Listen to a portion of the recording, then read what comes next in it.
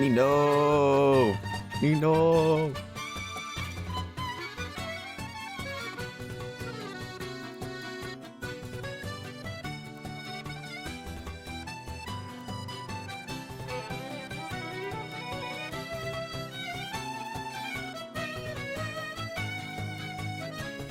Nope, Nina was. Nina was Damon's. But I did it. It is. It is. You reminded me about it.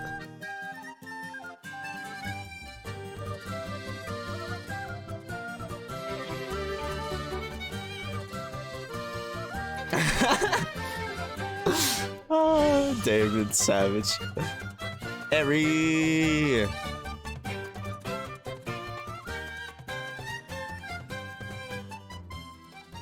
Too bad it's not a video yet. I want to full screen it, but it won't let me. Damn thing.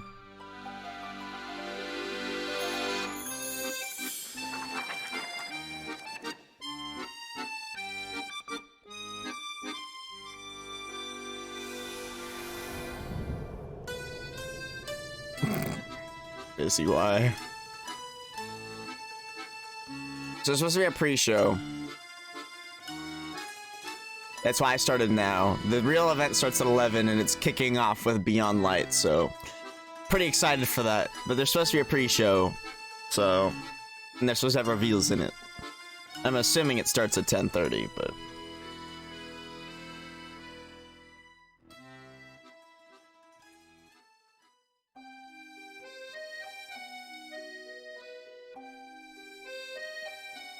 can we talk about Roddy? Yes, you can. You can always talk about Roddy.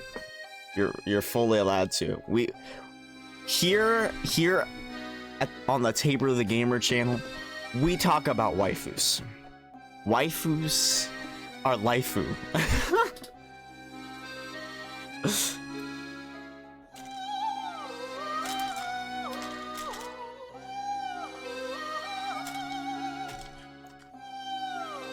You can talk about Mai, dude.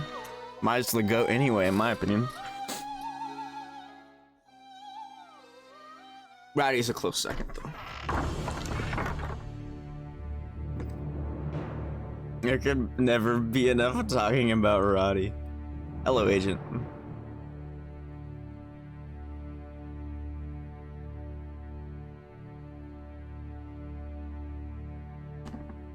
Ugh. So probably gonna be streaming all day. Maybe.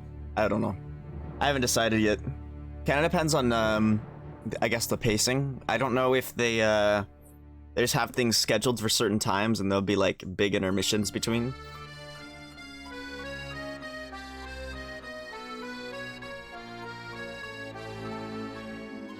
Nice, Agent. That's always a good thing.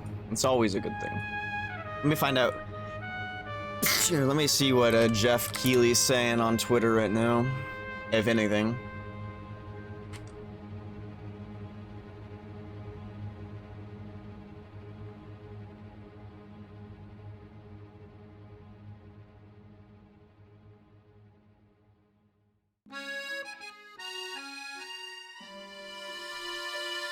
Because I guess it isn't 10:30 yet, it's just YouTube's being stupid.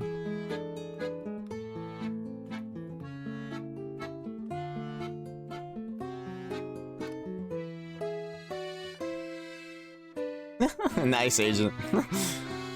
That's a mood, though. Wake up at 6 AM instead of going to bed at 6 AM. Oh my god, Harry.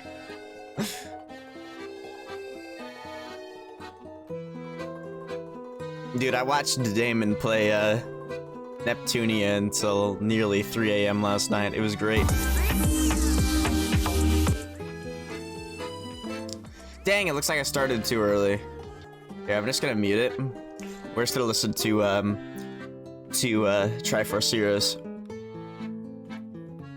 I thought they said that the pre-show is gonna start 30 minutes early, but guess not.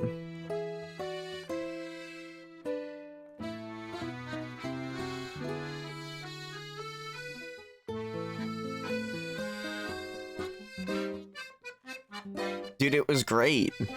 I watched Damon go through a training arc to to deal with the first freaking difficulty spike in the game, dude. Hey, San.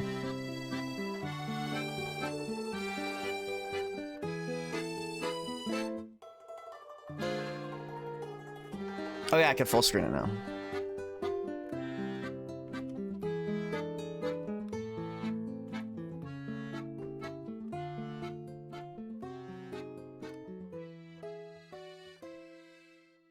He got internet, what a person. I don't think I've heard this song in Triforce Heroes. It's one game I never beat, dude. It makes me sad. Oh no, I've heard this song. Does it have online? Nino, if it has online, we should play it, bro. I don't think it does, though. I think it's only local. It does have online? We need to find a third.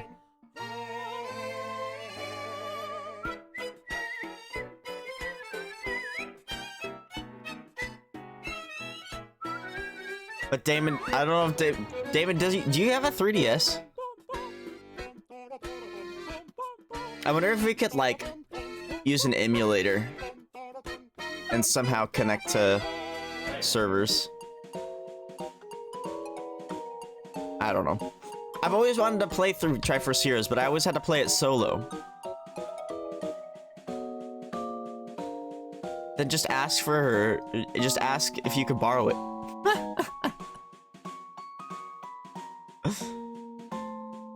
Just take it from her.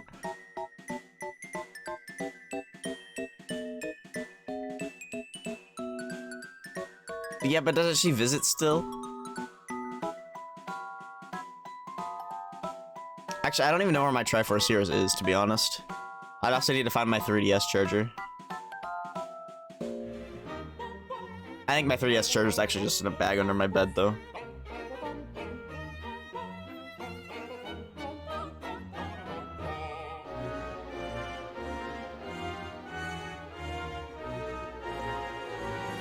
Your copy's in your 2DS XL. I think I didn't just find where my DS bag is. I don't know where I put it. I think it might be behind my bookshelf. I don't know. I don't even know what's in there though. It's been so long since I've done anything with my 3DS that I just don't know. Like literally the last thing I did was play like I think it's a little bit of Ultra Sun. Yeah, Ultra Sun.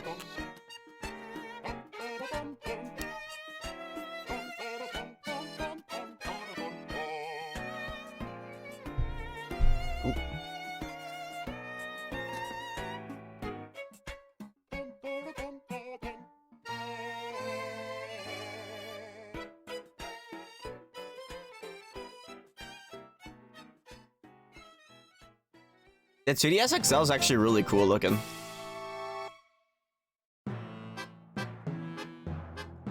And yeah, the 3DS actually has some really good games on it.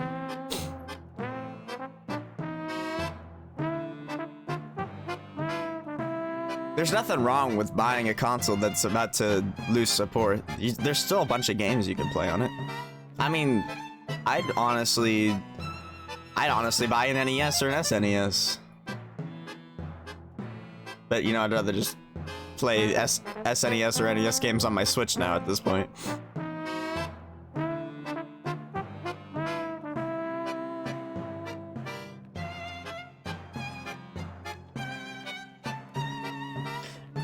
I've shown some of you this before, but... So, this is my third 3DS. But,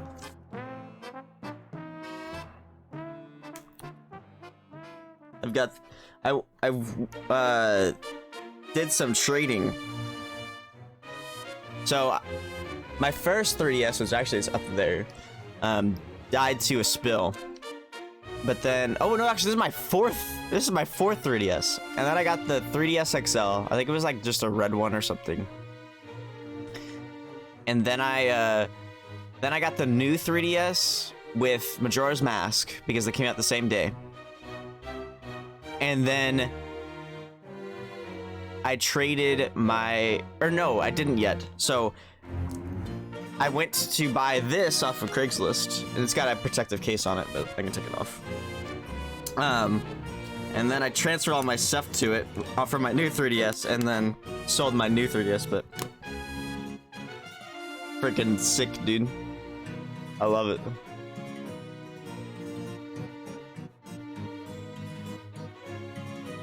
Honestly, I think the 3DS is a very good looking system too.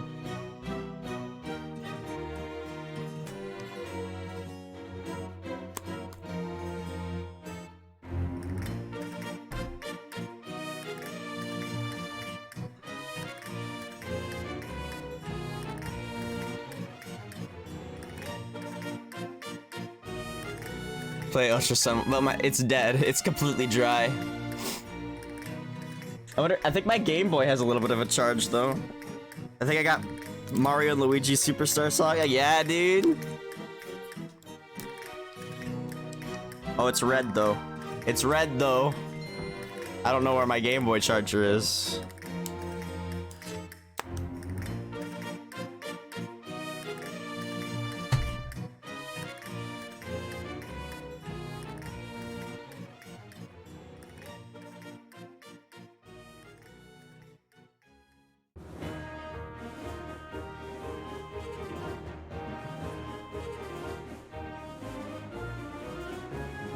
We're just having like a nostalgia right now, dude. It's great.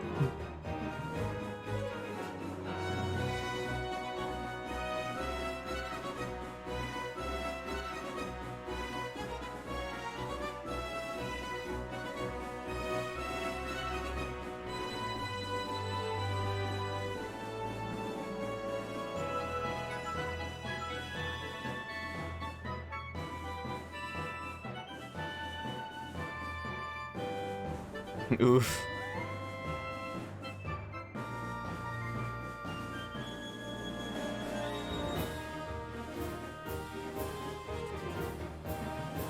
Nah, I can't do song requests anymore. Because DMCA. Which is lame. Absolutely lame.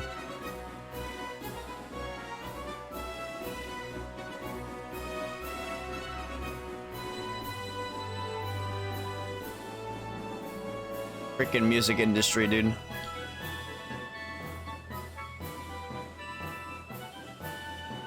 Most of the time, it's not even the artist; it's just the record labels. Record labels are pretty damn selfish.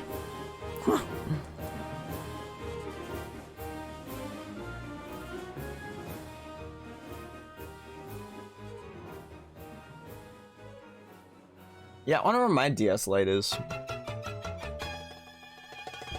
This song's a bop.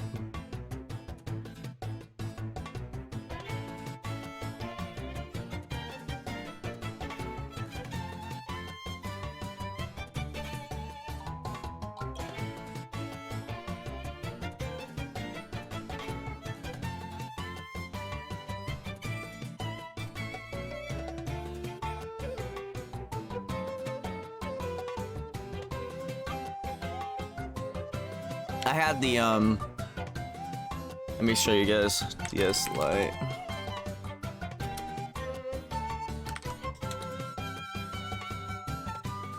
I got this one, dude. This is the DS Lite I got.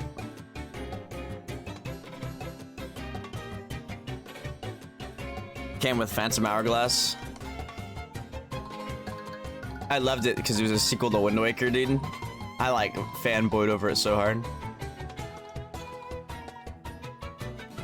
And dude, you know what blew me away when I had this game? There's a part where you need to like take out the fire on a torch to like enter the temple, and like I had to look it up because I couldn't figure it out. But you literally just have to blow into the mic. I was like, bro. I thought that blew my mind when I was young. It's like, whoa, what?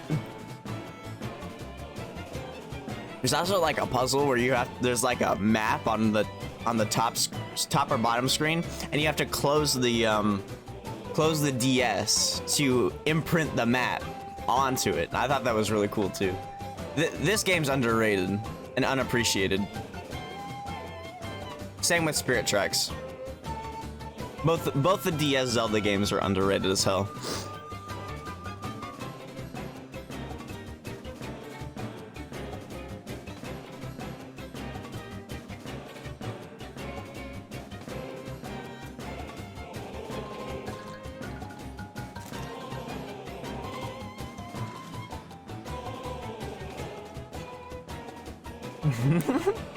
Okay, Trevor, so I thought you were about to say Roddy.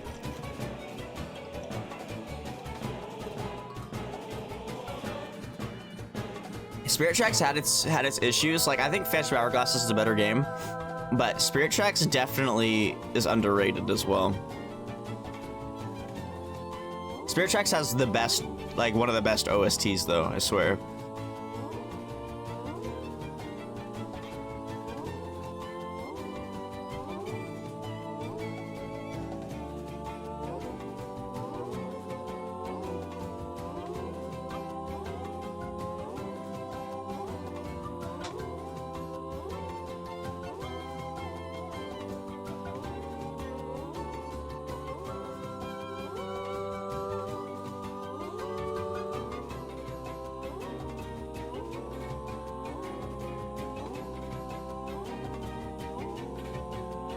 An error occurred.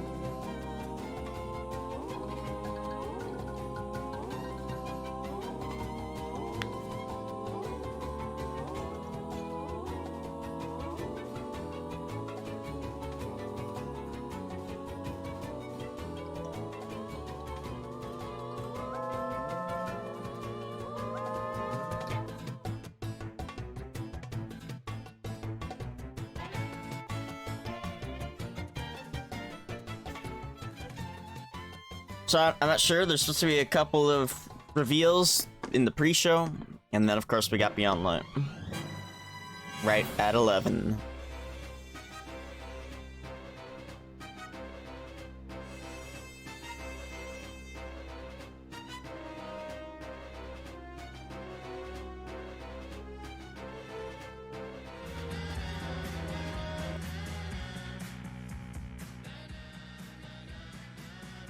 Viewers' discretion is advised.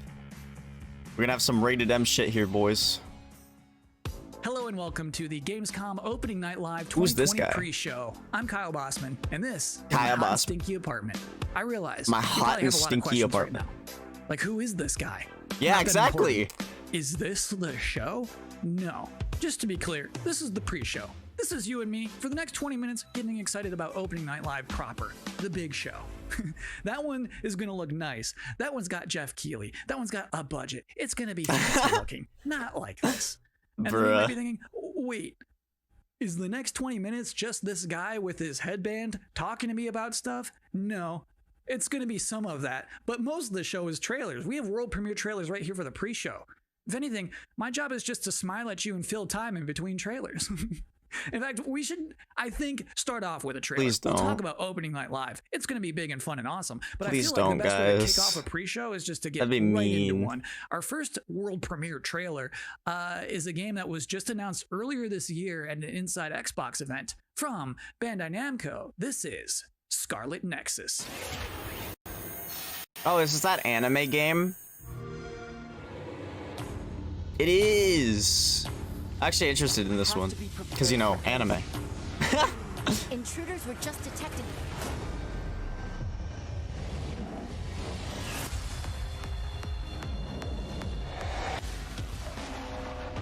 Oh, I guess, is it loud enough? I can turn it up and stream if it's not loud enough. Or the world will be destroyed. We have so many different powers. Let's do this.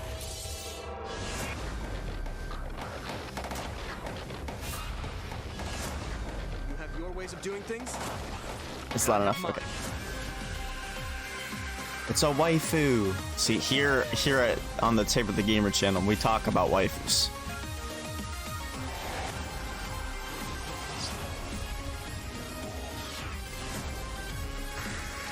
Honestly, this game looks sick, but like, what is it?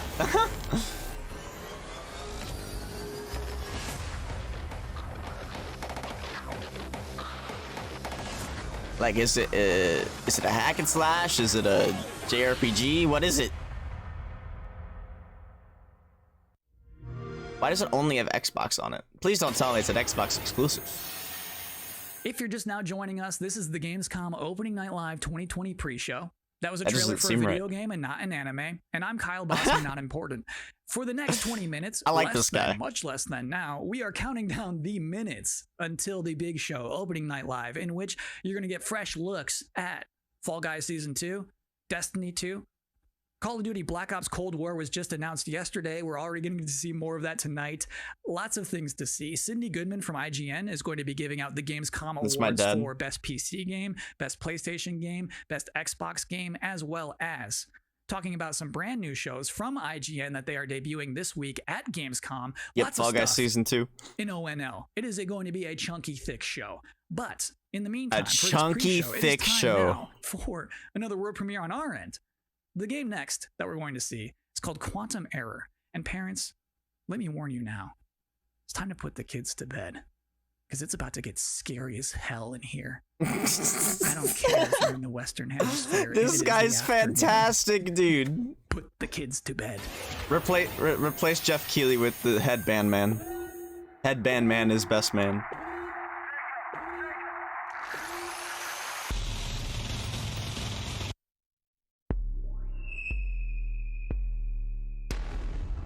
Finally, we did it. Oh, Monka. That artifact you recovered. She looks weird.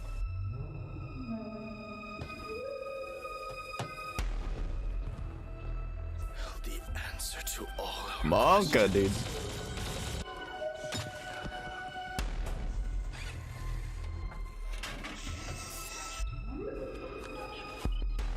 Next gen's really going into those horror games, aren't they?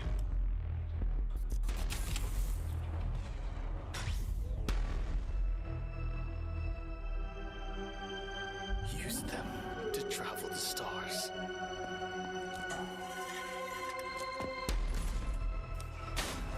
Damn, does it really get to the point where it's like pitch black and you have to use infrared? Humanity's reach will be infinite.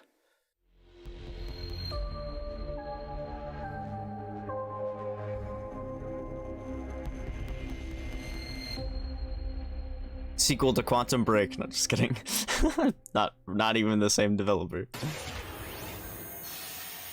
We've got a lot more world exclusive trailers to go, more pre-show to go, an interview with Jeff Keighley. Next up, we have a car brand synonymous with racing and innovation and a key partner of Gamescom for years, Ford.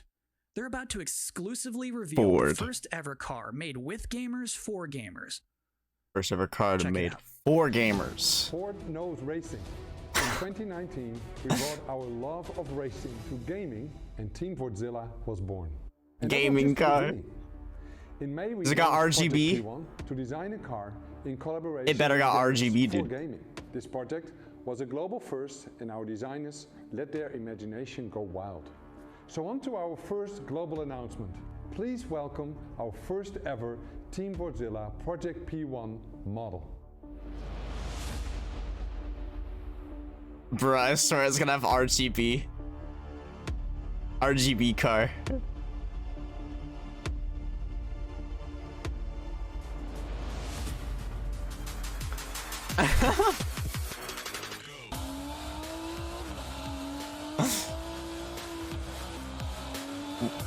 Oh, is this for Forza? Or I don't even know, dude.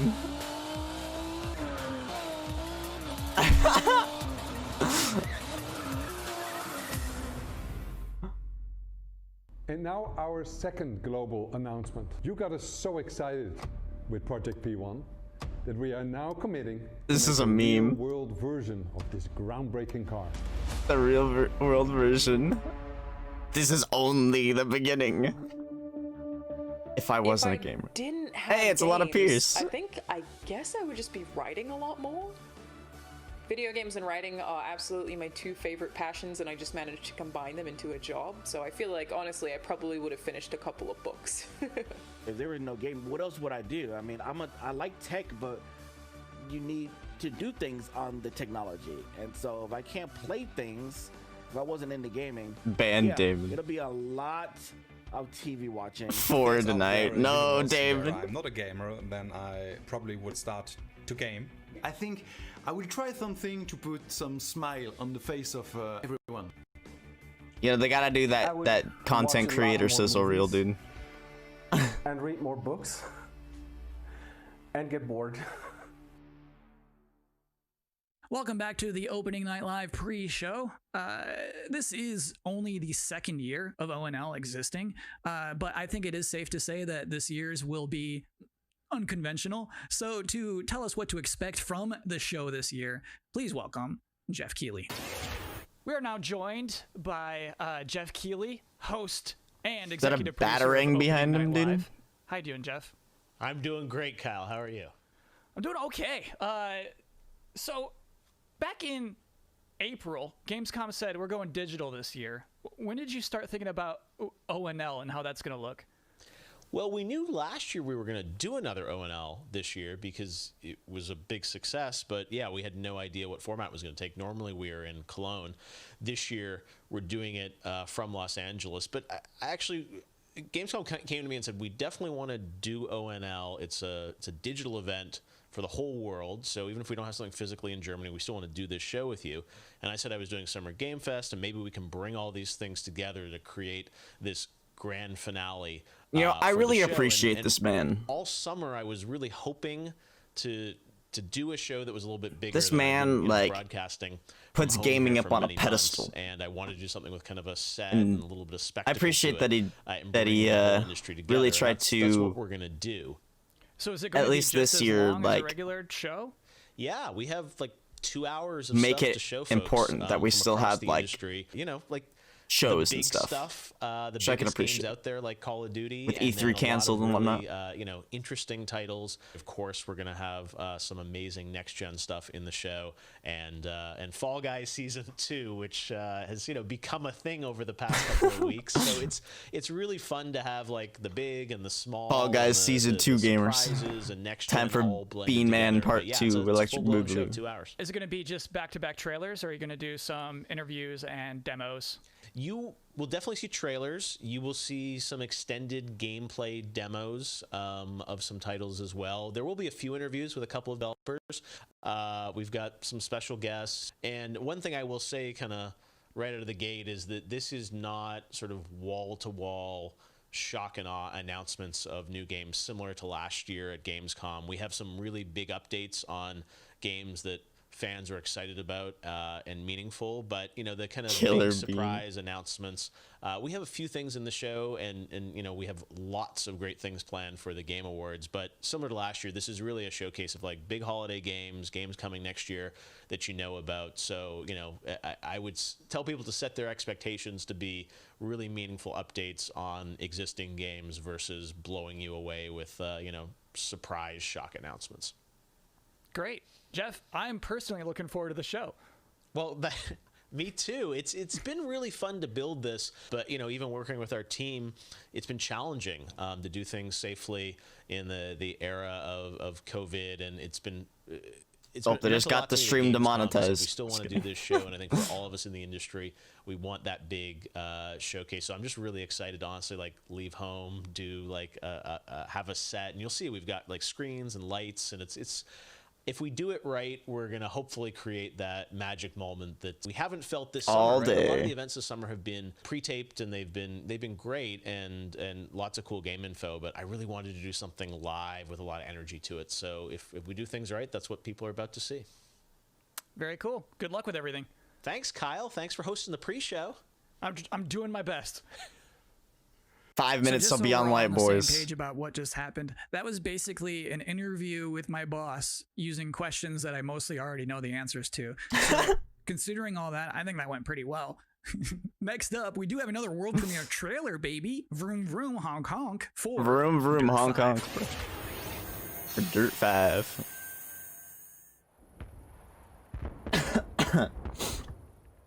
I think I've played one Dirt game, but I think I own like 5. Because they have like Dirt 0, and I think I own all, well, maybe not all the Dirt games. I don't know.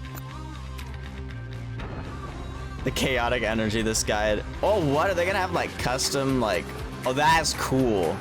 That is cool, not gonna lie. Why is my stream stuttering?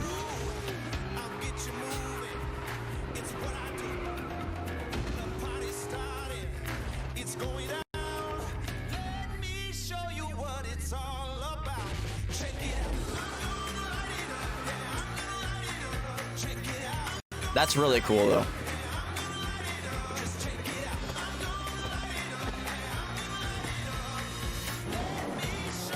Dude, bowling with cars.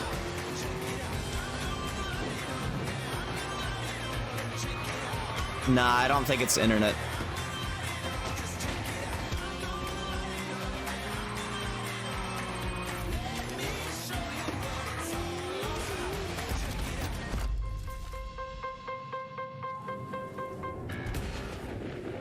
I think it's just YouTube.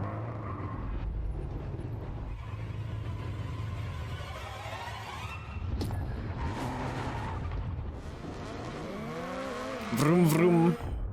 Me mom's car. To be continued.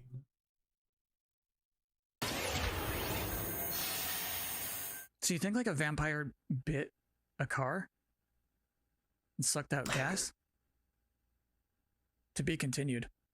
It is now time for the part of the pre-show that I've been reading your live comments. I see them right now. Everybody's blowing up, demanding Kyle's 10 reasons to be excited for opening night live. Well, let's kick it off. Reason number 10 to be excited for opening night live 2020. Feeling excited for next gen again. Number 9, guy is such Jeff a Keighley meme. Wardrobe reveal. Yes. Number 8 reason to be excited for opening night live 2020. Destiny trailers are usually pretty good. Yeah. Number 7. It will mean this pre-show is finally over. Number 6, Call of Duty Black Ops Cold War. Hell yeah. Number 5 reason to be excited for ONL 2020. Shadow drops. Ooh. Ooh. Number 4, Fall Guys Season 2. Yeah. Number 3 reason to be excited for ONL 2020. Actual gameplay from a mysterious PlayStation 5 Ooh. exclusive. Ooh. Number 2, Ooh. everything else in my life sucks right now. And the Amen. number 1 reason to be excited for opening night live 2020. Jeff Keighley said it's gonna be good. It's gonna be We have good. one final world premiere trailer to show off, and this trailer is an announcement of a Switcher version of a popular game Switcher from version. 2018 that can Oh, only Doom. be described Oh no, as it's 2019. Dinosaursy. Enjoy. Borok? I don't even know now. Oh, is it the Jurassic Park Zoo Tycoon or whatever? Well, yes, dude. I own this game. I should play it. because they believed that they were in control. You guys ready for Jurassic And Park control, Tycoon or whatever it's called? Here's the thing. Humanity is desperate for it. We are seduced by it, but we never really possess it. I'm busy. You see, life can be tenacious and stubborn. Life will not be contained. I got this game from one of my monthlies, I think. Makes us My humble such monthlies. unique creatures is knowing the power of what we're up against and still believe You in can shoot the dinosaurs, Pog. Jurassic World Evolution Complete Edition. That's actually a really cool game to put on the Switch. Not gonna lie.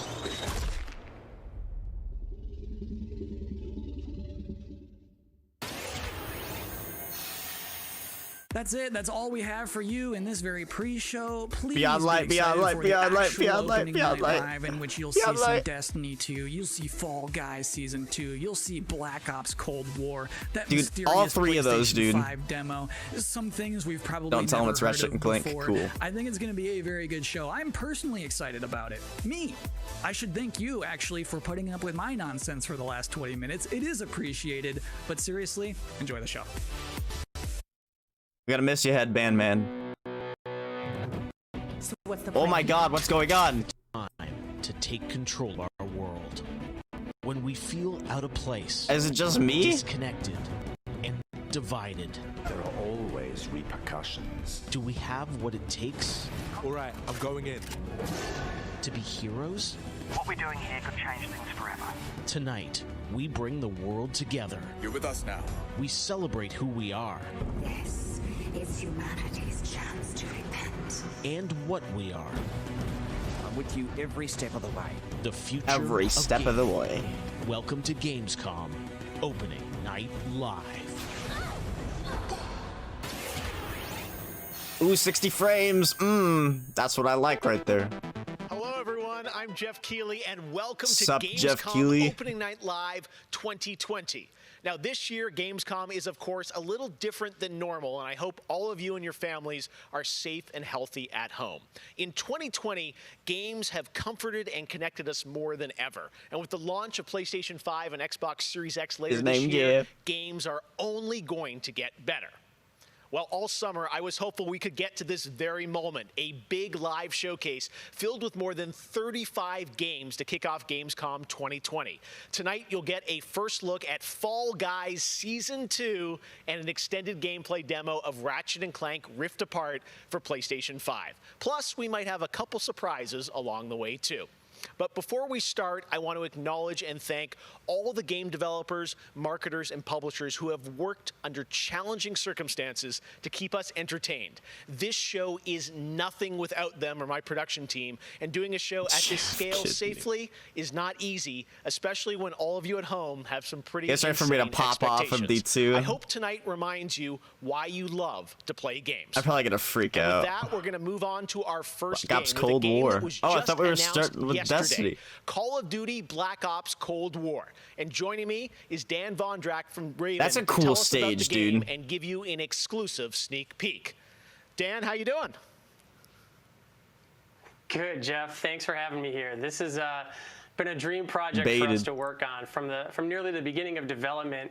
We knew Black Ops Cold War was going to be a direct sequel to Black Ops 1, and we loved the idea of returning to the pillars built the Black Ops franchise: deniable operations, conspiracy grounded in history, and that shadowy world of paranoia. And we get to mix all those together, drop the player into the 1980s at the height of the Cold War, and it's really something that we know would feel relevant to today and also uniquely Black Ops. Well, you start playing with Black Ops, everyone wants to know characters. We saw yesterday in the reveal trailers, some familiar faces. So, Woods, Mason, break it down. How does this fit into the Black Ops canon? You said it's a direct sequel, so are we going to see a lot of familiar faces? Yeah, part of the fun in making this game was bringing back the iconic characters like Woods and Hudson and Mason, and seeing how all those personalities mix with some of the new characters. So the campaign takes place in 1981, and we love that we've been able to have so many connections to the original Black Ops and really be that direct sequel to the game. Now, one thing that I'm really excited about this is you're pushing the storytelling in kind of a new direction with some branches and some options about how you play through the campaign. Can you maybe walk us through your thinking there? Dude, I can't get over that stage. If that's how they was to say, let's take this present Black Ops everything, that's really cool. And infuse it with some player choice and some player freedom. Anything we can do to give the player a little more ownership over their experience. So that starts with allowing the player to create their own character for the Cold War campaign. They can name them and pick a military background and really pretend they are that Black Ops soldier that they want to be. Does that mean we'll be a silent pro take tag? Some of our missions and infuse optional objectives, multiple paths, and some player choice moments inside some of those missions. And it was fun to find that balance between the hard-driving Call of Duty action and these more non-linear experiences inside some of the missions. So with choice comes the player wanting to feel that impact. So some of those choices earlier in the game and some towards the end will actually shape the ending of the narrative of the campaign. All right, so multiple endings to this game. Yeah, absolutely. Oh, so it's going to be like Black Ops 2. That was one of the big things for us. It's like we love that Black Ops has always been willing to take risks, and we all know they did some of this in Black Ops 2 had multiple different with endings. Our story and with these features, we loved playing homage to those early Black Ops games. Oh, yeah, I remember the numbers. All right. Well, Dan, we are excited to see more of it. I know multiplayer reveal is coming in September, but since you got a switch there, maybe you could flip the switch on something exclusive for us. Right? What are you going to show us? Okay, I don't know if it's me or if the stream's this is struggling. Really exciting because this will be the first time we've done this outside the walls of the development studio. This is a scene from earlier in the game. I'm just gonna refresh just in case. This will be the first time we've done this outside Nah, I think it's the walls stream. of the development studio. This is a scene from earlier in the game, and it's a critical point that really shows the narrative of the world, shows this threat that our heroes are going to be battling. So let's take a look.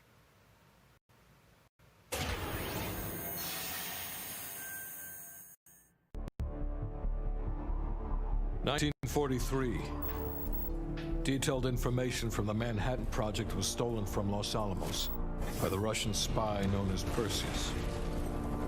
1968, the Vietnam War.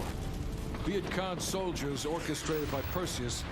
They lied to us though. They said 11 was the Destiny thing. I guess it's probably gonna be directly after this set. 5 days ago, while on a mission, we acquired intel that Perseus is in play again and planning an attack on the West. On the West. Perseus. The CIA's analysts consider him to be the single That's it. largest threat to the free That's world. it. Mr. Hudson, we're all aware of Perseus. We're also aware he's more myth than fact. I mean, personally, I think he's nothing more than the Russian boogeyman. General Haig, allow me to introduce the man best suited to respond to that. CIA clandestine special officer Russell Adler. He's one of the few people who even come close to capturing Perseus. Mr. Adler, why should we take this Perseus threat seriously? You don't have to, sir. Yeah, then a lot of innocent people are gonna die. Why do you say that? Sir. Every time Perseus has come into play, it's shifted the balance of the Cold War. After 13 years of silence, he's active. Something big is gonna happen. Something that will affect the free world. Dude, this guy's hair is so like on fleek. I don't even know how you could possibly do that. Reagan. Mr. President. Sir. Mr. President. Mr. President, this is Jason Hudson and Russell Adler. I know their names. Who do you think approved their last mission? Is the threat real? Yes, sir, we believe it is. Can you stop Perseus? We can, sir. I've already submitted the requisition for my team. Sir, their requests are highly irregular. Most likely illegal if the press gets a hold. What the hell are you talking about?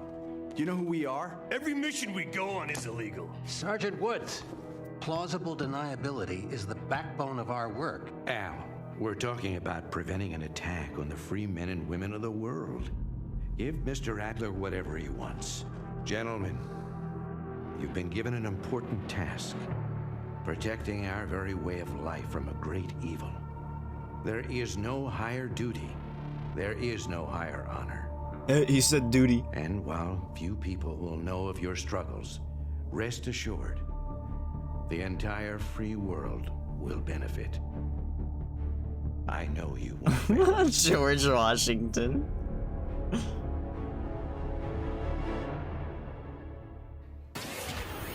George Washington in Call of Duty, dude. Could you imagine?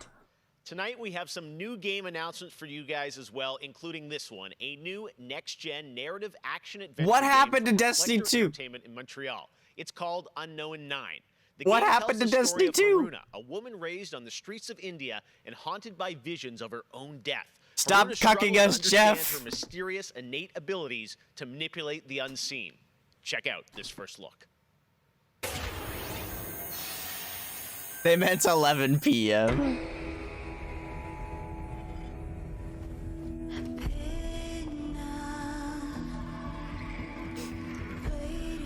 Hey man, as long as they're showing games, it's alright with me. But where's Beyond Light? You told me 11. Why'd you lie to me? Oh.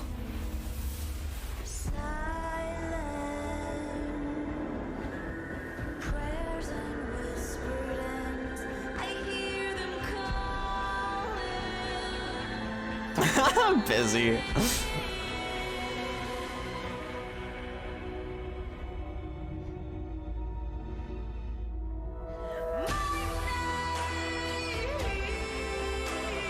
Dodged. Got him.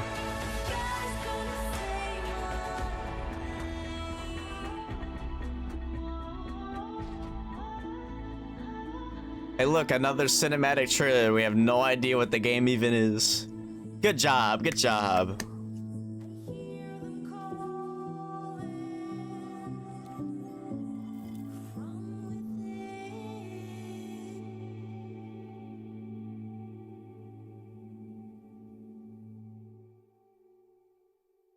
Swear the game industry is so out of touch with gamers.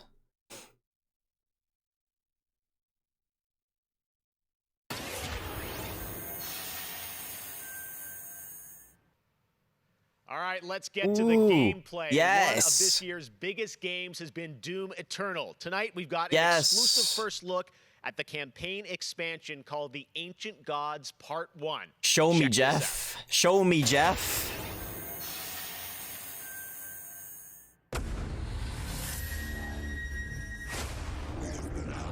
For some time now.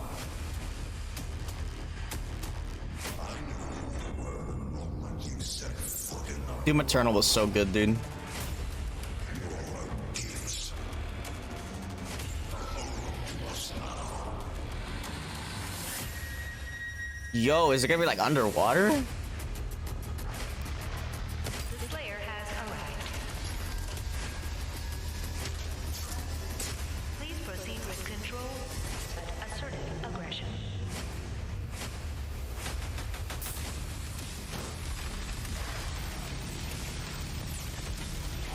We work to resurrect the only ones who can save this world. Monka.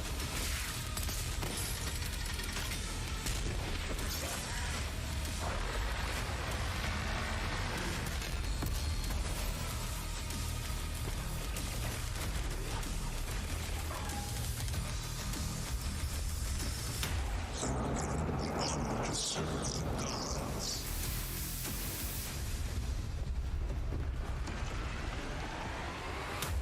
Yet again. Neat. I'm looking forward to that, actually. No! Not the Marauders! Not the Marauders! I hate those enemies. It's the one thing I can't stand in that game. 2020 marks the 25th anniversary of a legendary game studio, BioWare. Tonight, Casey What Hudson and happened the to- team wanted to give what everyone happened to around Beyond the Light? world a little taste of what's next. Did they delay the trailer too? Like they delayed Beyond Light? To see you again. You know, 6 years ago, we were on the stage with you at the 2014 Game Awards, accepting the Game of the Year for Dragon Age Inquisition. And since then, we've been imagining new ways to use Is BioWare gonna make a comeback? Or did EA actually kill them off? Dragon Age to life. We're still in early production. Oh, a new Dragon It's Age? time to give you the very first look at how BioWare's passionate team of developers are crafting this very special game. That would be big, actually.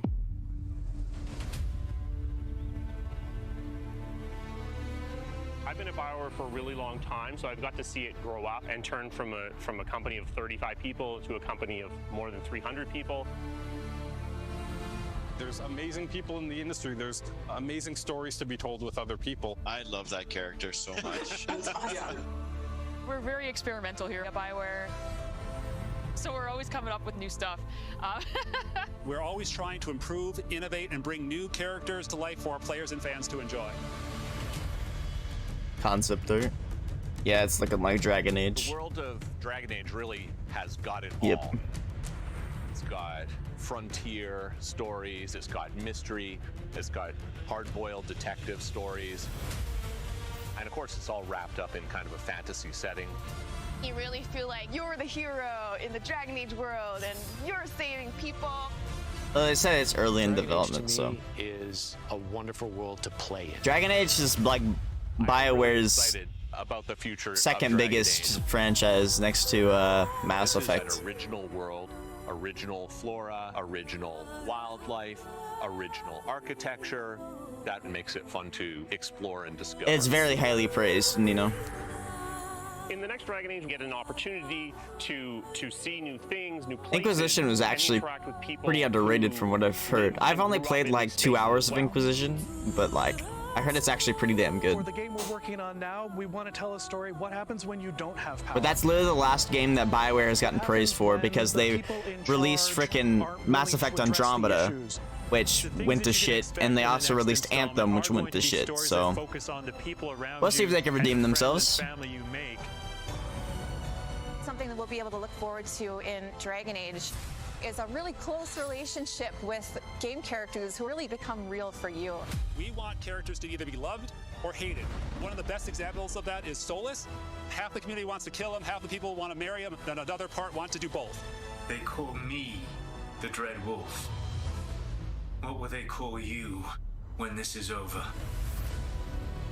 BioWare and EA has been one of the forerunners in using motion magic technology, and that makes it way more realistic when you're looking at the characters and the way they walk. In theory, they're gonna like make Anthem 2.0, but that suspension of disbelief. who that knows? This wonderful collection of digital pixels is actually a living, breathing soul. No, it's okay. That's the good kind of rumble. I actually design bosses. I help with the creature design team as well. So I do all of like the big threats. I bet like Dragon Age fans are losing their fucking mind right now, dude. For the Wardens! Choice is a big part of what Dragon Age is as a franchise. The decisions you make can affect change in the world. Decision Looks pretty. making can mean that a party member lives or a party member dies. And it means owning your outcome and reactivity to the choices that you do make. I just love the possibilities that Dragon Age offers us, and I'm excited to explore a lot more of them. Honestly, I should play Inquisition. I own it. That potential is what gets you up in the morning. It's a fantastic opportunity every time.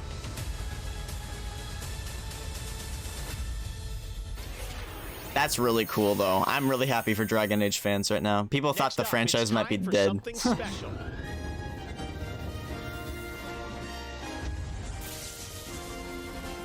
I don't know what happened to Destiny, dude. It's like the trailer got delayed, just like the game. Great Scott! I think there's been a serious miscalculation. Wow, What's going on? What's his name? Back to the Future. I'm Emmett Brown, doctor of physics, not of medicine, and certainly not that quack from Rick and Morty. Yeah, we know who you are, but what are you doing here? I did come back from the future to this precise moment on August 27th, 2020, because it's imperative. This is fantastic. Surgeon Simulator 2 right now. And what exactly do you have to do with Surgeon Simulator? During the mid-20th century, some friends of mine from Lanarkshire University invented a state-of-the-art medical training facility, otherwise known as the Surgeon Simulator. Surgeon Simulator 2, yeah. Now, 70 years later, we've digitized the experience. It's gonna have co-op and stuff. Unbelievable. You can access the program through your computer and then be medically trained from the comfort of your keyboard.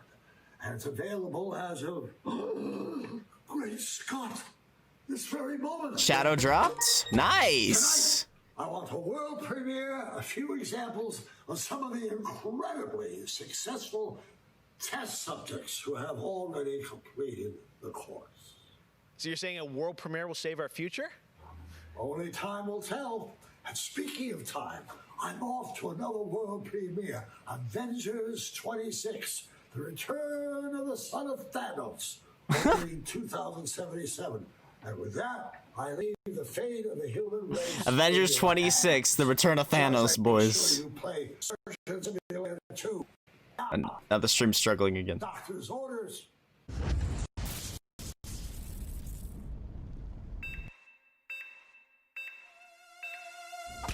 Put the arm, that's on his head! No! Let me give him a little pat on the head. Where does this part go? Yeah, I was saying when they revealed this, I can't wait to see all the big YouTubers do like co-op stuff, because I think it'll be hilarious, dude. Surgeon Simulator with co-op is freaking fantastic. Fantastic idea. Absolutely genius. It's out now.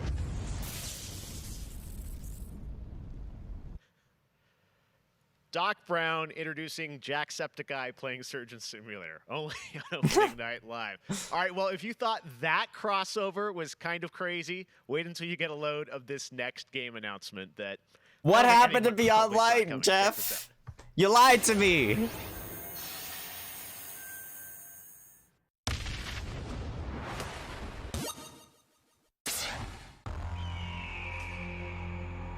It's alright though, I haven't been disappointed so far, except for that one like dumb cinematic trailer.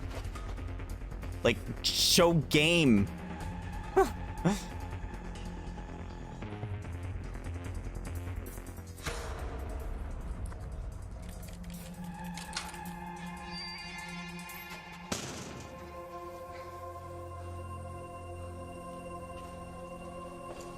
What is going on, bro? Is he gonna find the Jumanji console?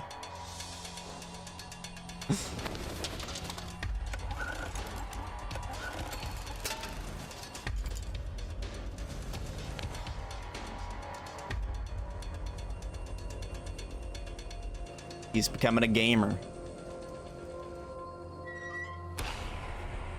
Okay. Zombies.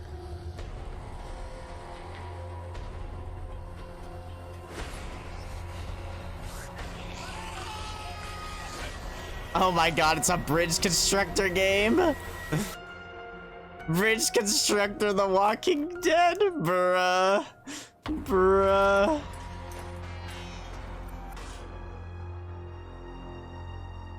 Bruh.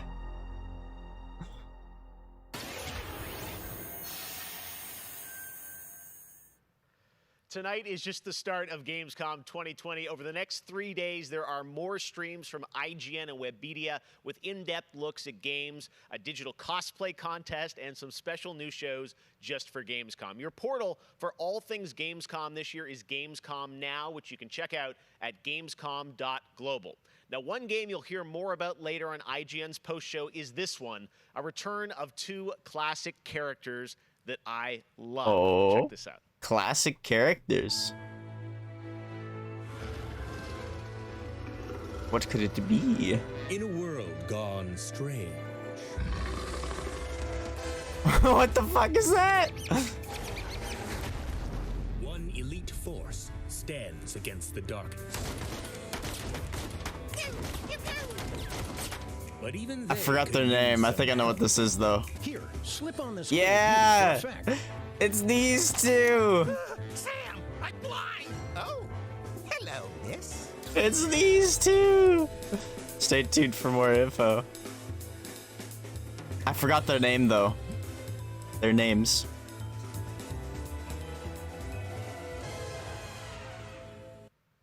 The return of Sam and Max. Sam and Max. All right, and now it's time to say hello to my wonderful co-host for ONL from IGN. Please say hello to Sydney Goodman. Thank you, Jeff. What's up, everyone? I'm Sydney Goodman, and I am thrilled to be here. Gamescom is always such a fun event, and throughout the show IGN out of here. No, just kidding. all the different ways that IGN is involved in this year's festivities. But first, I have an award to announce. The winner of they're doing Best awards Nintendo for some Switch reason. Game is Little Nightmares 2. Why? Huge congratulations. Like I said, IGN Why? is going to be here for all of Gamescom. That's not even a with Switch great shows exclusive. Such as the Gamescom Studio, where you can find me and my co-hosts for all day long games content, interviews, dev talks, and more. Plus, we have Gamescom Awesome Indies, the show with and for indie developers. That premieres Saturday, August 29th at 7 p.m. Central European Time, so be sure to tune in for more announcements and special guests. And now, let's go back to Jeff for our next big world premiere. Awesome. Thank you so much, Sid. We are so excited to see what's in the Gamescom studio and also Awesome Indies. And I'm going to be on the Daily Show tomorrow, so looking forward to that. All right, well, on to our next game. World of Warcraft. Next World of Warcraft expansion, players will journey beyond the mortal world of Azeroth to a place where no living soul has set foot before. The neckbeards are roaring right now, dude. Of an entire Warcraft universe. What's up with my ammo though? Come on, where's my destiny? Different factions known as covenants, each holding dominion over a different aspect of the afterlife. And depending on how someone lived their mortal life, they may end up as part of one of these covenants when they cross over into the Shadowlands. Today, we're excited to give you a closer look at the noble and pure Kyrian Covenant from the realm of Bastion, who are charged with carrying the souls of the dead into the beyond. So sit back and get ready for the world premiere of Bastion, the first in Blizzard Entertainment's new 4-part series of animated shorts called Afterlives. Enjoy. Oh, they're making shorts now? For World of Warcraft?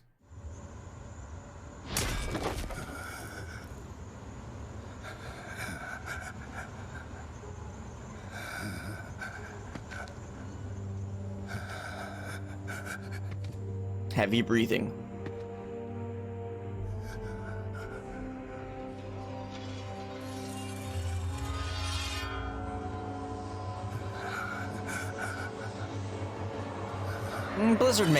Blizzard's made good games, guys. Come on.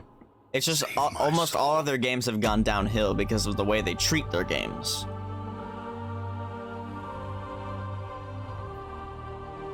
Like, even WoW's dying right now. Because everyone's moving from WoW to Final Fantasy.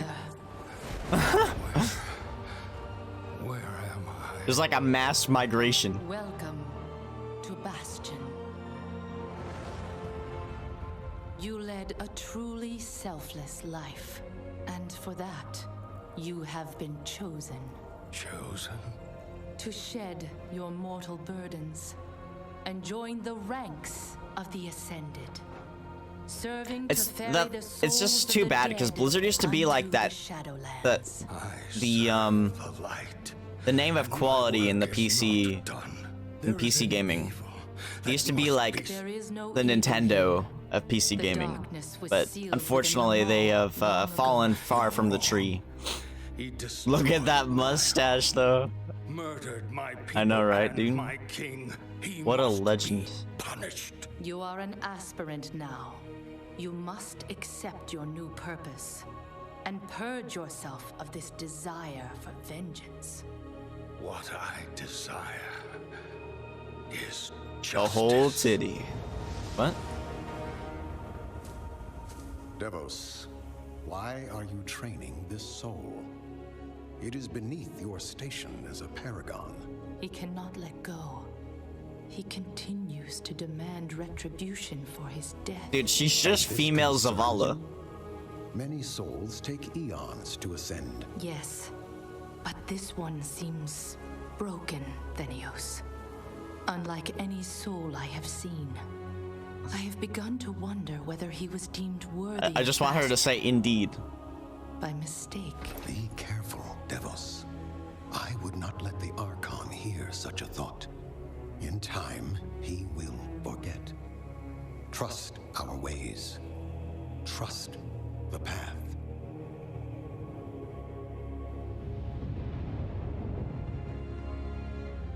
Devos, how long must we train? Until you are ready to ascend. And what is keeping me from ascension? Nothing but the memory of your mortal life. How can I forget when I can still feel his blade? Your soul is wounded? Who did this to you? He was my This is so dramatic, bro. He betrayed us all. Show me.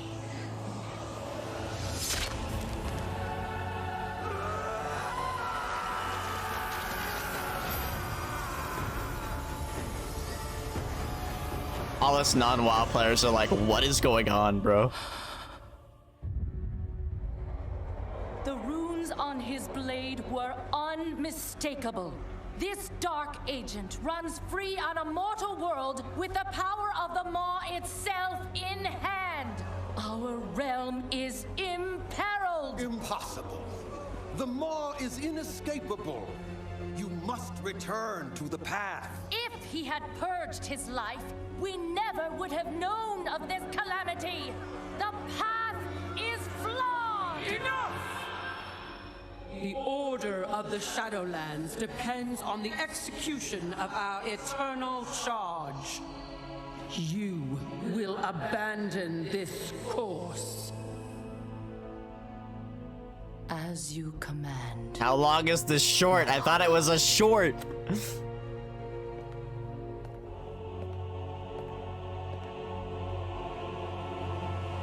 Uther, the time of your ascension has come. Real ascension hours. Do you wish to see him punished? I do. Then prepare yourself.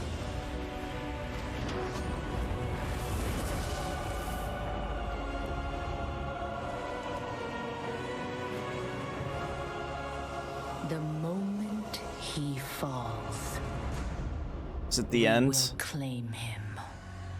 Please? I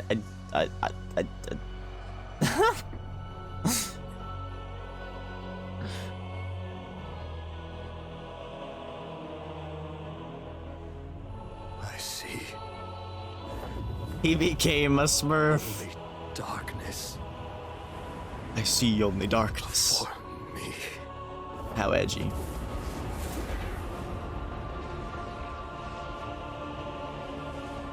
Now, cast him into the maw. Return him to the darkness he served. His eternal suffering awaits. He was Remember. I can't take it seriously. Just finish him already, please. not vengeance. Justice. Dude, this is so dumb. Come on, just finish it already.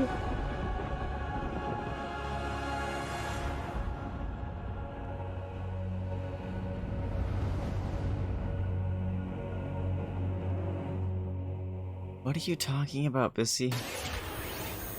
Why do you always have to be, like, irrelevant?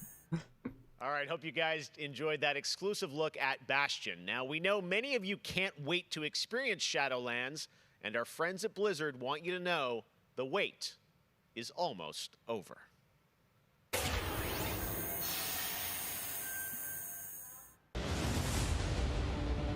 What happened to Destiny being at 11, Jeff? What happened?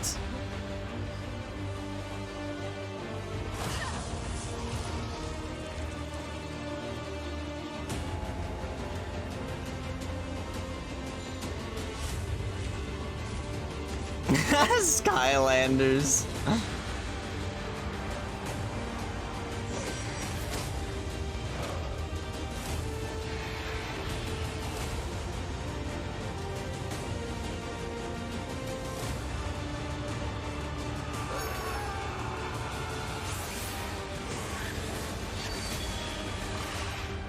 Hey, I'll at least give them credit. They're showing gameplay.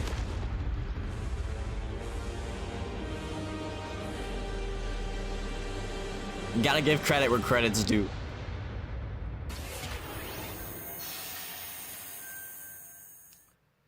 October 27th, it is official, and we have so much more opening night live still to go for you. Ratchet & Clank, PlayStation 5, much more. Stay tuned. All right. What? But now it's time They're like for the ignoring announcement Destiny. of a new universe that is coming to gaming for the first time with a project from a Canadian studio. Check this out.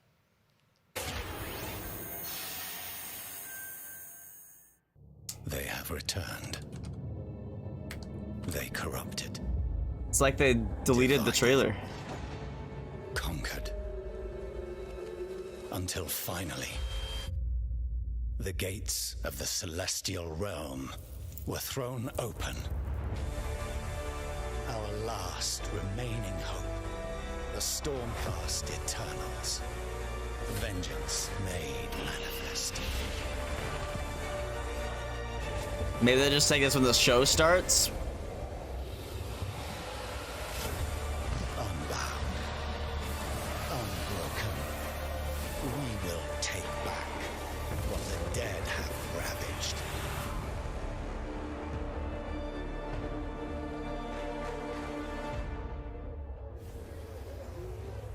This Beyond Light info better be hype as fuck.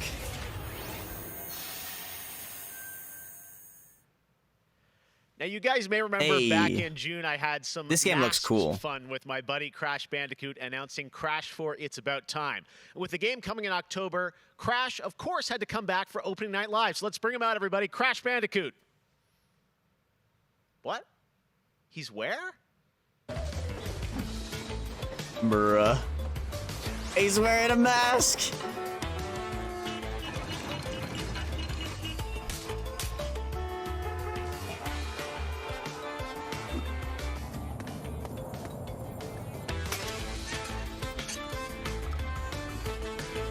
Bruh.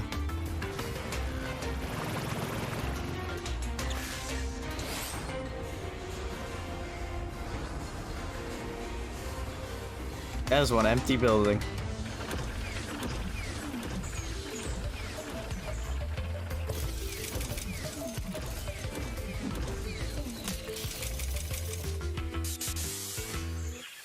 Poor Crash apparently didn't get the memo about Gamescom. But to tell us more about what we just saw, I'm joined by Lou Studdert from Toys for Bob. Lou, what did we see there with Crash and the Gamescom bot? Apparently you saw him wandering around. Is he? But what Cringe. he was hinting at was kind of our reveal of what we call flashback tapes, which are a brand new style of level that we are announcing here today. Okay, so how do these flashback levels kind of play into the overall Crash 4 narrative? Yeah, so the way that the flashback tape levels work is that they are kind of a peek back in time to the 90s when Neo Cortex was actually testing on Crash and Coco before the events of Crash Bandicoot 1. I'm actually very interested in this game, though, even though I've never played a Crash game. Puzzle rooms that we've made, and they're really hard, and they're really awesome, and they're super creative. That was just really hard to get people's hands on them. Yeah, no, I got to play a demo of this a few weeks ago, and that was a challenge, so I can't imagine how nefarious these are. How are they going to be sort of integrated into the game? Are they optional, like offshoot stuff, or how do you get to them? Sure. So players actually have to collect the flashback tapes in the levels themselves. They're an object that they can pick up, and to actually pick them up, they have to reach them in the level without dying. It's kind of our homage to the death routes from the original trilogy. So players have to reach these objects in the level, pick them up, and then once they get them, they'll get access to these unique levels. So beyond the pure challenge, what other fun? How are these fun for players to kind of experience, and what do they get to do in them? Sure. So one of the things that we did was we actually used these as, like I said, puzzle rooms, really kind of fun, nefarious, devious ways for Crash to really express that pure platforming kind of aspect of gameplay that we know and love about the franchise. But then narratively for us, it was really cool to layer in kind of a unique perspective to the franchise. This is the moment when Cortex is really excited about the prospect of Crash being on his team, because Crash was originally created by Cortex, and so this is a weird point in time that's never really been explored in the games before. Awesome. All right, well, Crash 4, It's About Time looks phenomenal, Lou. We cannot wait to check it out in October. Thanks for joining us. Yeah, thanks for having me. Awesome. All right, well, we will be right back after this for more Gamescom Opening Night Live. After what?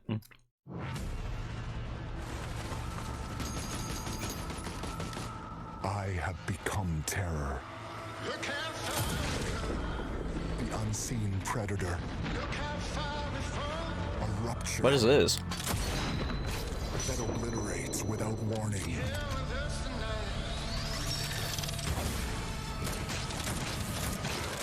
Alone, the hordes of Enoch will fall before me. But together, this entire planet will fear us. The anomaly alters us, each in our own ways, yet we are drawn down the same road, into the dark heart of creation. He's just in one-eyed nose. I'm getting, I think it might be the Remnant DLC. I don't know though. Maybe not. Whatever it takes. I really should play Remnant though, because we got it free on Epic. I don't know if that's what this is. I don't think it is anymore, but I could be wrong.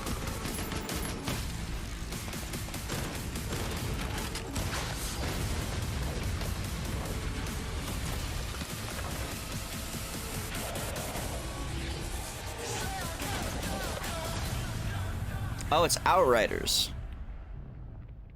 Interesting. Looks a lot better than when we saw it last time. Red Bull. Welcome to the Hyperscape. Enter a contender. Yes, Leave as a champion. I heard this battle royale has a lot of potential, but it has a lot of issues right now, or something, like balancing issues or something. Time to party.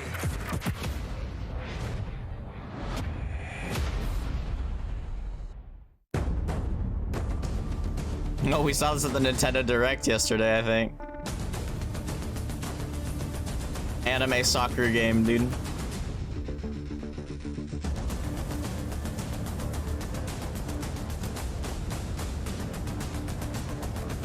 Because Nintendo won't make fucking Mario Strikers, you know?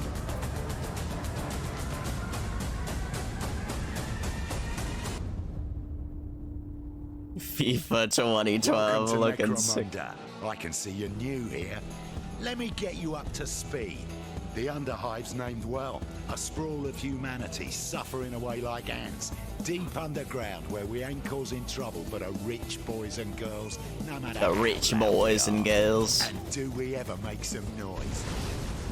Every Orlok says they could shoot the tail off a lashworm and they'd splash your head from 20 paces for saying they couldn't. I don't want to say immortal, but when their armor, blood, skin and will are of iron, it's a potent combo. Why would someone like you want to know about an all-female gang of psychopaths, drug dealers, killers, cloners, and... What is this? Oh, makes sense. And Escher will cut you up just for the fun of it. Goliaths are big. That's it. Anything smaller than them doesn't deserve to live. And they're just as happy... Anything smaller than them doesn't deserve to live. At Damon. Just kidding, David. Mixing that whole pot together in a place like this, you can imagine what happens. Chaos, gang warfare, for wealth, for power, hell, sometimes just for fun. So, think you're ready? Necromunda Underhive Wars comes to PlayStation 4, Xbox One and PC on September 8th. Whatever that is. I have no idea what it is because it's just cinematic. Além de realidades virtuais extremamente fidedignas e realistas, eu acho que também se encontra em formas mais expressivas e absurdas, quebrando cada vez mais esses paradigmas de formato de videogame que a gente tem e sendo usado mais do que nunca como uma ferramenta de expressão artística. I envision the future of gaming to be quite bright Is this and quite PlanetSide 2? online. PlanetSide 2 was really cool back in the day. Will clearly allow AAA and indie developers to build more creative-driven games that I hope will cover more diverse subjects. I want to play all kinds of stories about people and places, both real and imagined. I want comedy games, I want autobiographical games. I really want to see what people can do with the medium. Pro futuro dos games, eu vejo uma evolução obviamente gráfica, mas eu vejo ainda mais evolução na inteligência artificial e na maneira com a qual a gente interage com os games, tudo em busca de experiências mais imersivas.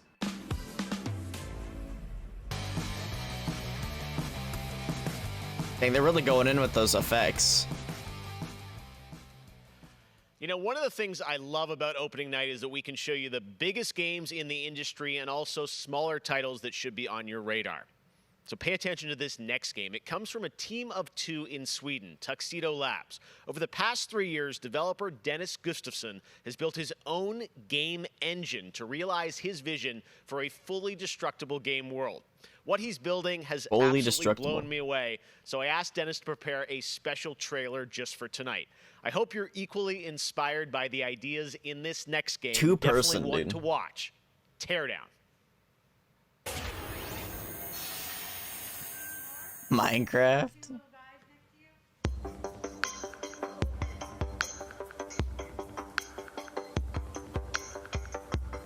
It looks like Minecraft. No, just kidding.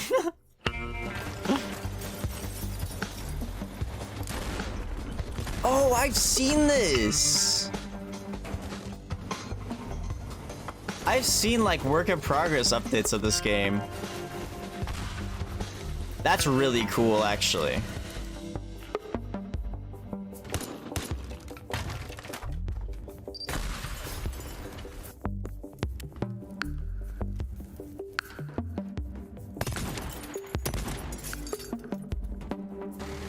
It's just such a cool concept, actually.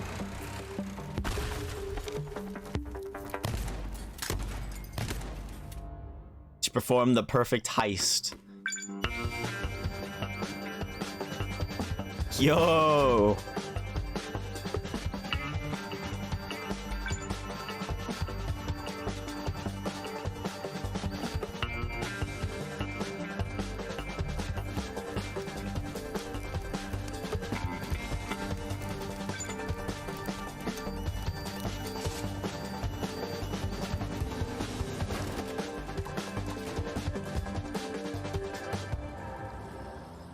That's so cool, dude. That's actually so cool looking.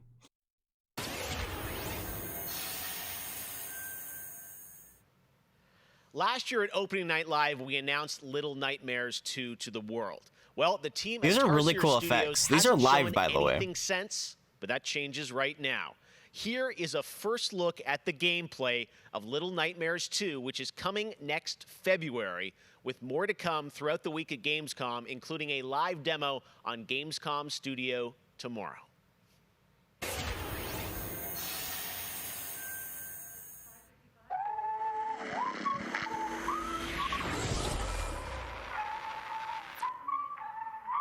I should really play Little Nightmares.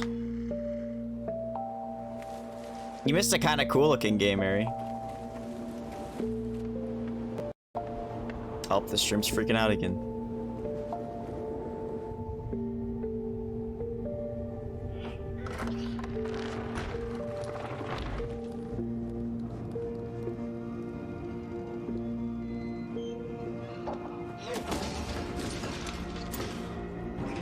Damn, there's a bunch of traps in that.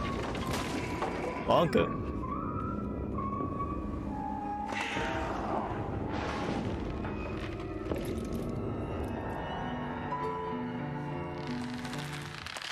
Jesus Christ. That's spooky. Oh! That's terrifying. Bruh.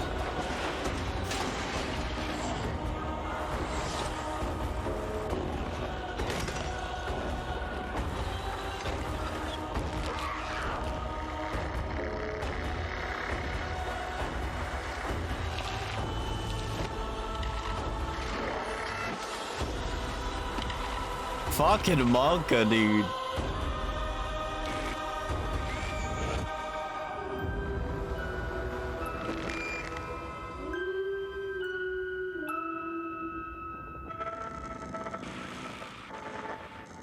Two days after my birthday.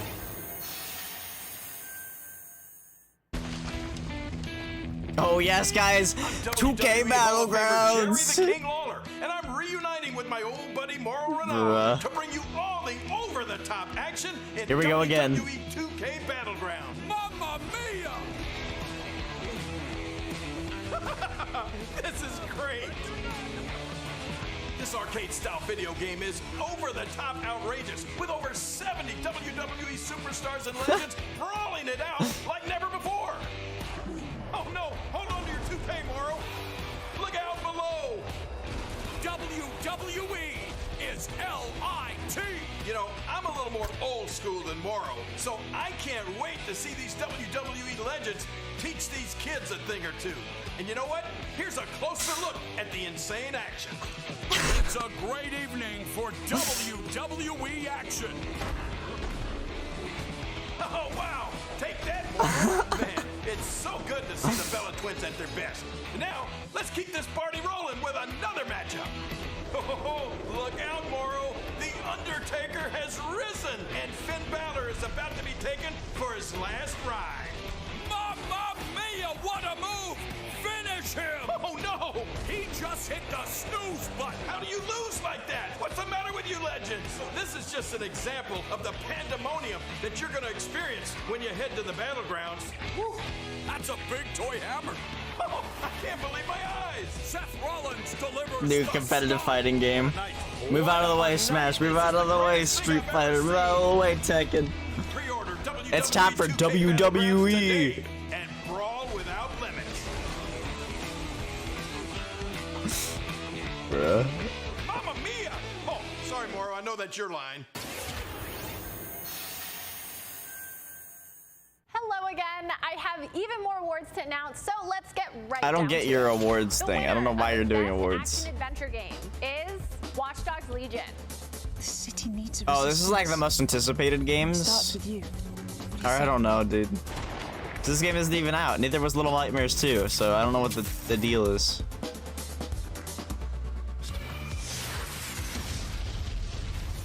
Bring the perfect shot. The winner of Oh, the it's Best Squadron. Action game is Star Wars Squadrons. Think you can escape? This is gonna be close. I'm sure they did something. The winner of Best Multiplayer Game is Operation Tango. Operation Tango. It takes two to save the world.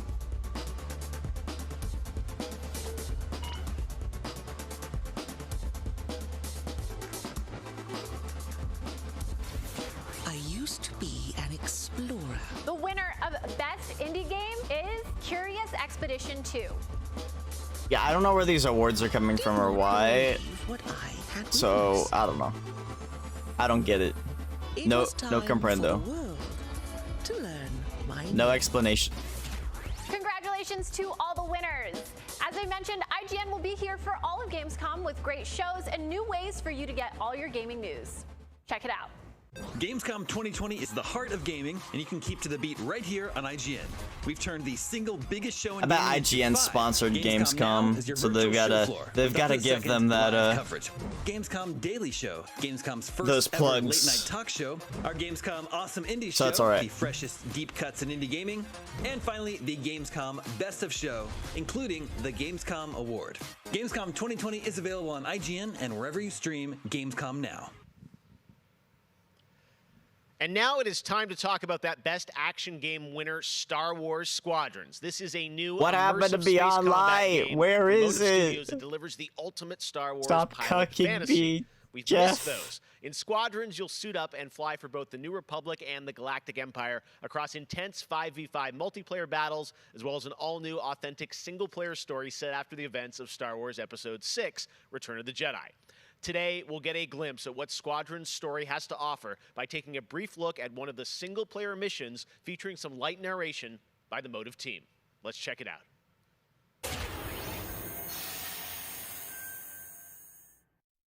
We all choose our path, light or dark, freedom or destruction. Well, that's the thing, is that they just said, they didn't necessarily say that it was going to be at 11. If you go to Destiny 2's Twitter, To show the Empire that we are not afraid. it says, Cold Dark Alluring, watch opening live for a chilling look at Stasis in Destiny 2 Beyond Light. August 27th, 11 a.m. PT. So, I think they really just were saying that's when the show starts, not when Destiny 2, the reveal's actually happening. Because they don't have a schedule for any game reveals on Gamescom. I think it's supposed to be kind of like surprises, I guess. Make a choice. Fly with the New Republic. Change our galaxy for the better. Hi, I'm Suzanne Hunka, narrative producer on Star Wars Squadrons. Our single-player story is one of daring pilots and deep-seated rivalries. Take Titan Squadron. Hunt down This game could be really good, Gladly. but you know, EA is good at messing shit up, Over so. the course of the story, you'll fly as two pilots on opposite sides of the war. And like It's supposed all to be modes like in Star a, Wars Squadrons, you'll have the option to experience like, every mission 4v4? fully immersed in VR. Wedge Antilles, Rogue Squadron. I hear you're the or reason I was before able to like finally get a comm through. space combat Today, game. we're giving you a glimpse of an early Imperial mission behind enemy lines. One of our spies, Agent Thorne, has discovered vital intelligence on Project Starhawk. Your mission is to extract her from an orbital outpost above Hosnian Prime. Behind enemy lines, you'll have to eliminate perimeter defenses. The outpost is defenseless. When you've secured the area, you will escort the Gladius to the outpost, and our extraction team will acquire Agent Thorne. Once Thorne is secure, reach your Gozanti cruisers and return to the Overseer. Cover our escape and escort us to the jump point. We have Republic corvettes inbound. Move! God, dude, I don't know why, but my eyes like really hurt right now. Change course and keep Agent Thorne safe. This Titan is 3, the light. take out those fighters. Understood. I'll handle it. You have my thanks, Titan Squadron. No time to celebrate. Move on. Go, go, go! Each mission will immerse you into the escalating conflict between the New Republic and a shattered empire. Debrief with your squad mates between missions. You're our new wingmate. Customize and master all 8 starfighters and join the galaxy's finest. I need you focused and ready to go. From bombing runs at the Nadiri dockyards to setting a trap in the Xavian abyss. The story of these rival squadrons will push the war to the brink and define the galaxy for years to come. I look forward to seeing you in combat October 2nd.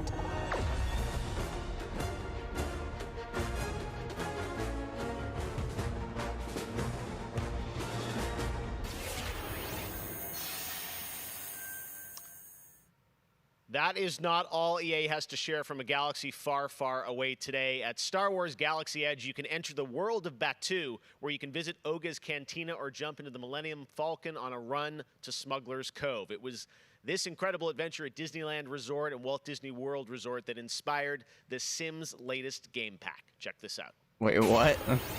They're merging Sims and Star Wars? Bruh. Bruh.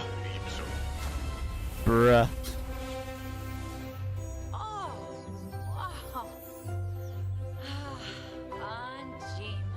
Sim Wars. That isn't immersion breaking at all, you know? Having the Star Wars universe fuse with the Sims.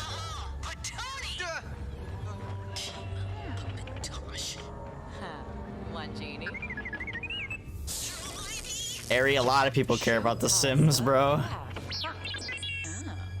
A lot of people care about the Sims.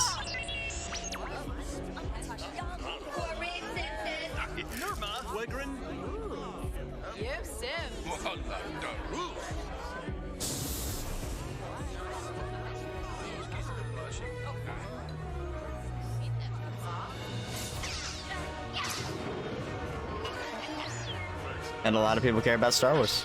I care about Star Wars, but not enough to buy a Sims expansion for it. I might try Squadrons, depending on how it's reviewed. Squadrons, I think it's only supposed to be $30, so. But I don't know. Can you fuck Ray in this game? Busy. Like, I'm excited for the new Lego Star Wars game that they're making, but they delayed it to 2021.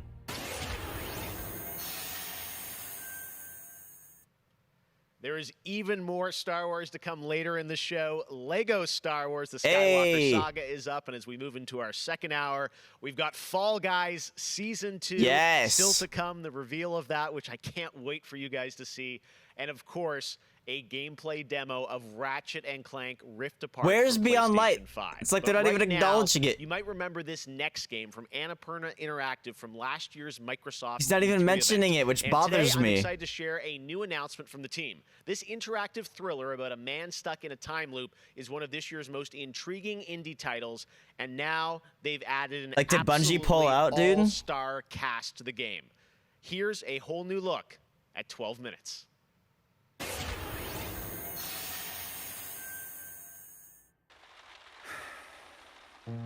All right, close your eyes. I want you to think of a flower. Look look at its contours. Oh, it's this game. This game looks interesting, dude. I want you to imagine it. This game actually looks really interesting. Moving backward, returning to its bud. Think of that bud, unopened. Look at it as a whole, then silently repeat these phrases. May you be free from suffering. May you be free from fear. May you know peace and joy.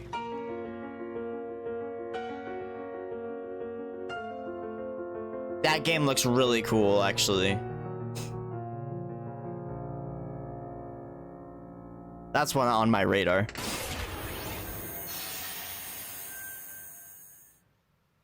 That's going to be a really special indie game. So glad to announce I that agree. here on the show. Now, last year at Godfall. the Game Awards, we announced Godfall, a new looter shooter coming to PlayStation 5 I and want PC from I want Counterplay. this game to be Tonight, we've cool, got a but quick it sneak peek looks of one of the new bad. Valor Every plates, time we more see footage it, it looks coming as worse, part of dude. Gamescom 2020. Check this out.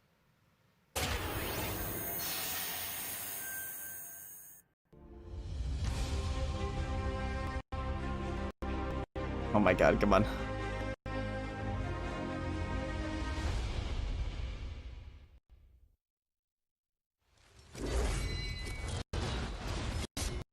Like, it just looks like it has no depth. That's my issue with it.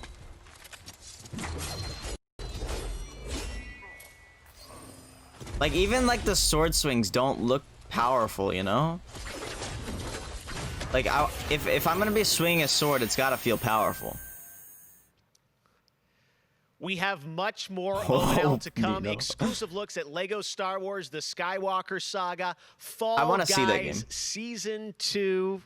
Wait until you see what the Mediatonic guys are up to, and so much more. But first, I'm sure you saw that earlier this week, Heart of Deimos, Warframe's newest expansion. Oh no, was he's released talking on about PC, Xbox, and Warframe! PS4, and today it's also on Switch, all platforms. Here's a look at the Heart of Deimos. You cursed it, Nino. You cursed it. Expand. Explore. Tear the veil asunder. Subvert new territory. That's hilarious, dude. That's perfect timing, not gonna lie. But that was what it wanted too. It raged unchecked through metal, bone, flesh. Was that is that a corn man? We Is that a corn man? infested with it.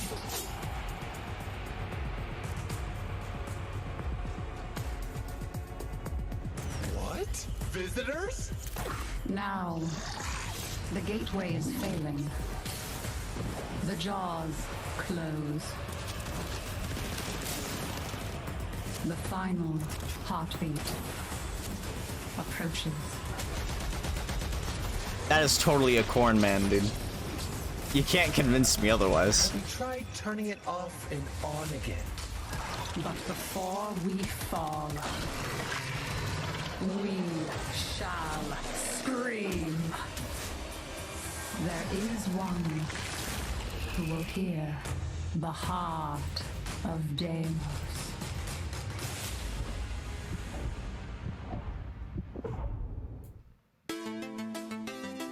You can play as So corn many man. people have been discovering or rediscovering video games during lockdown, whether it be older people or bored teenagers or middle-aged parents who suddenly find they have to do something together with their kids. And I think I've given out more advice about video games in 2020 than any other time ever. And as a result, it's more important than ever that we keep making different, interesting things for folk to play. A pandemia pela qual a gente está passando tem sido um período difícil a todos. Então, nesse momento, eu acho que a gente precisa lembrar de mostrar mais empatia, demonstrar mais amor, mais carinho e saber que a gente vai sair dessa juntos. Vai ser difícil, mas isso tudo vai passar.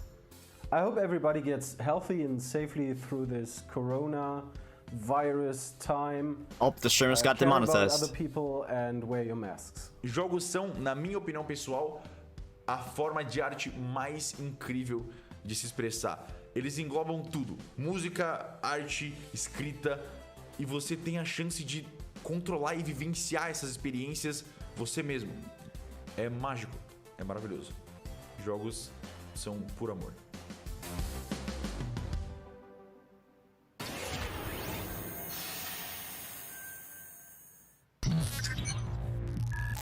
Modus or Modus, I don't know.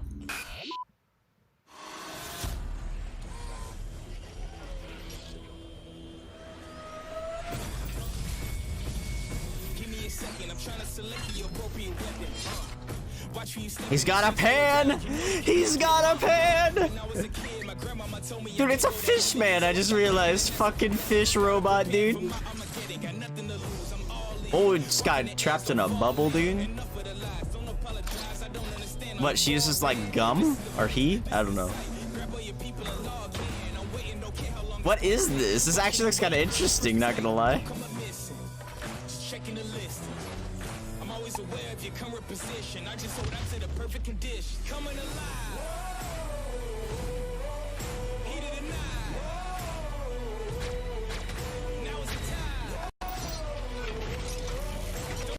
Oh, it's a whip, kinky.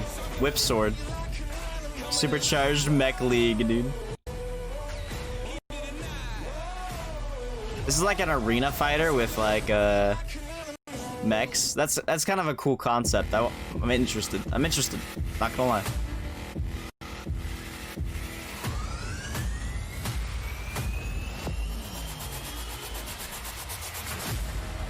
Special crossover announcement coming September. Huh. Interesting.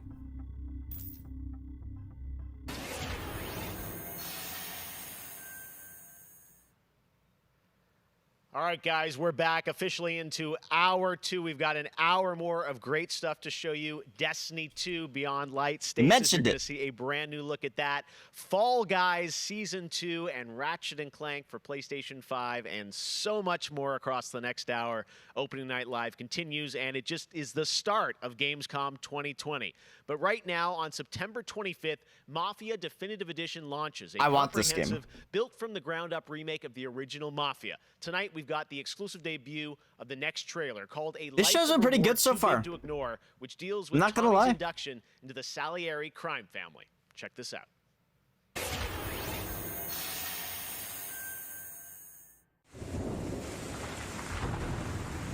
All these I really do guys want to play this game though. in this room, they're here because they have the only thing that matters to me.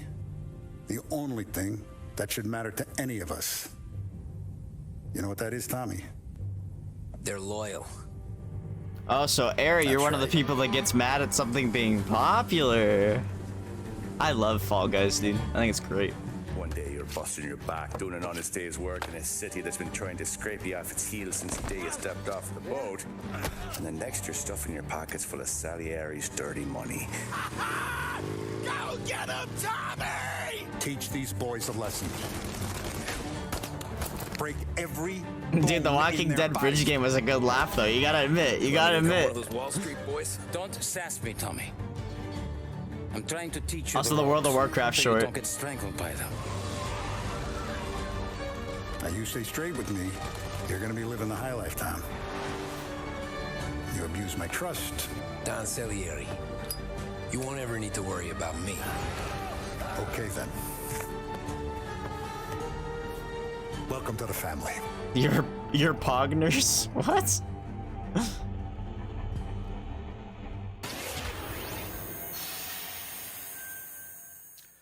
Next, we're going to introduce you to a turn-based multiplayer strategy FPS from a team in Montreal, Canada. Lemnis Gate is coming in early 2021 and has a unique mechanic built around a 25-second time Holy loop. shit, you're right. Check this out.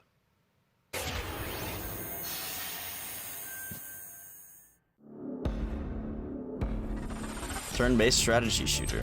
A turn-based shooter, what?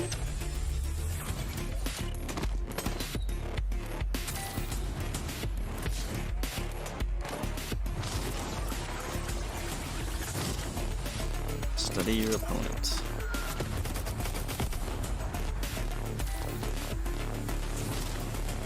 Change the timeline. What is this?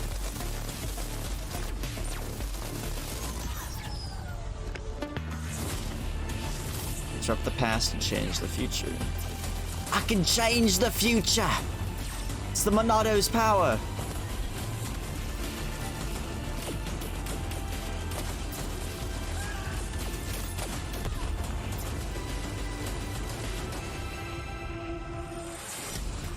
That's Dunban over there. Huh.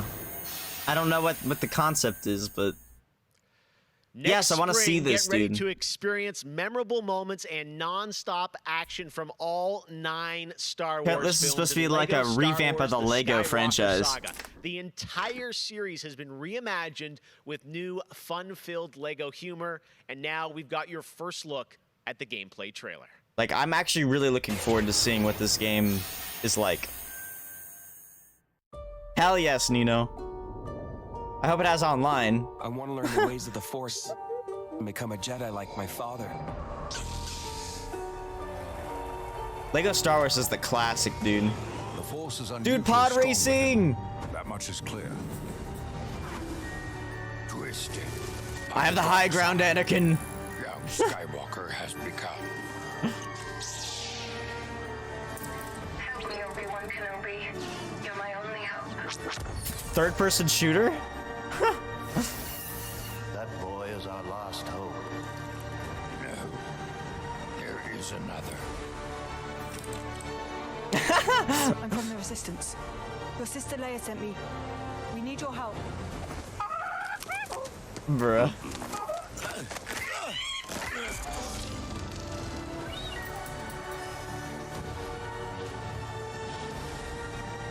Are they making it like a third-person game instead of like a like zoomed-out camera game?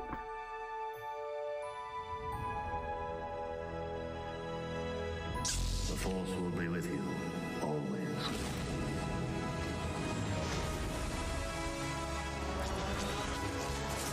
Dude, it totally looks like that was Grievous, bro.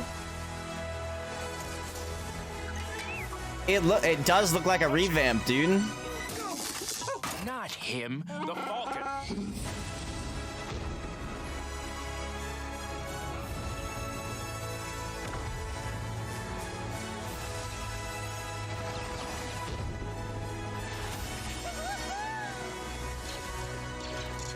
Dude, this is hitting me in the nostalgia, dude. It is hitting me hard. Like my father before me. So be it, Jedi.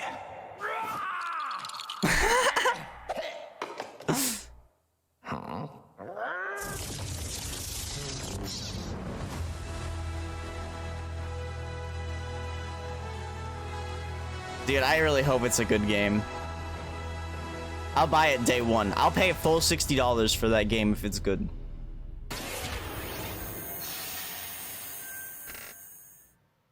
Man, Lego Star Wars looks so fun coming to next It gen really as does, well. though. All right, It we'll looks be right fun, back dude. with more world premieres from huge new games like Ratchet & Clank, Rift Apart, Medal of Honor, Above and Beyond, and Destiny 2. But before that, yeah. here's a look at a game that is launching tonight on Nintendo Switch and Steam. It's called Struggling from Frontier, a fun Nintendo Switch and physics-based Steam. platformer where up to 2 players control Troy, our fleshy hero.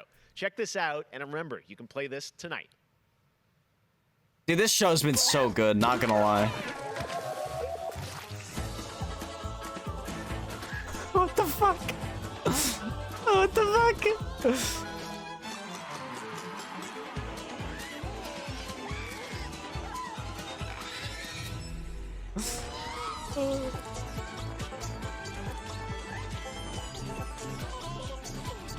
That unicorn just shot out a rainbow, dude.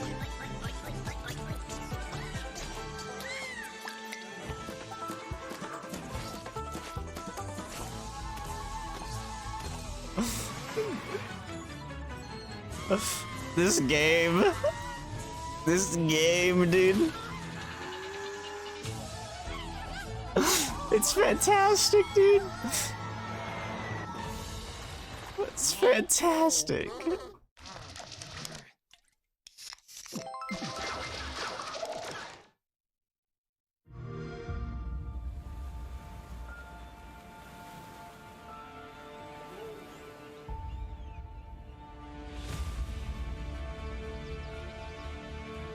Yeah, I thought it was gonna be a pirate game, but it's a city builder.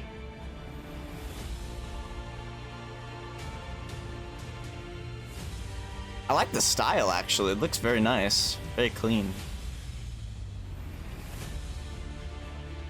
Oh, is this a remaster? This is a remaster of something.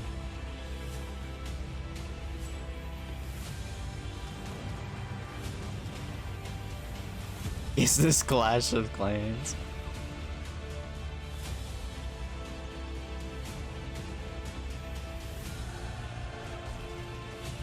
I don't know, is it like Age of Empires or something? I can't tell. I don't know what this is.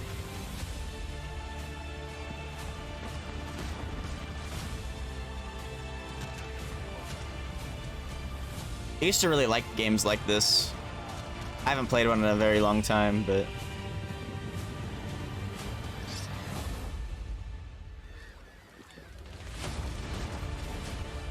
Oh, there are actual, like, ship battles. Huh.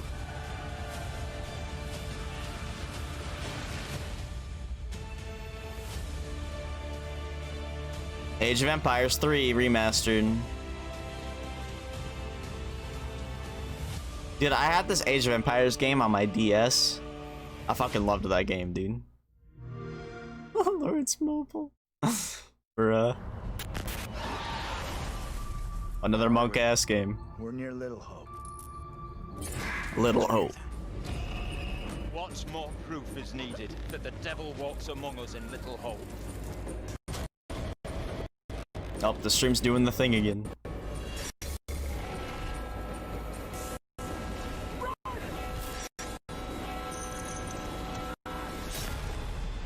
Monka.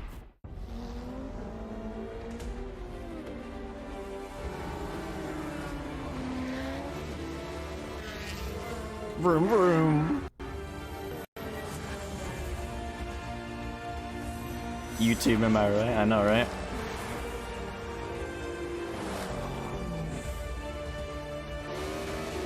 More like a little Chungus. Project Cars 3.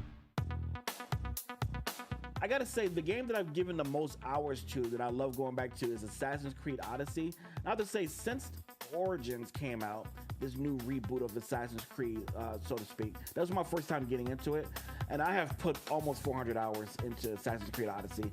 At the moment, I enjoy to play Fall Guys with my friends. It's very funny, easy to learn, but hard to master. I have a few games that I binge play, games that I return to every year.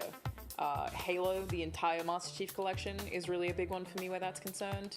But I also still just casually binge Animal Crossing, and I've been doing that basically all Her year. green screening's not very good. Since I downloaded it. Come on, Alana.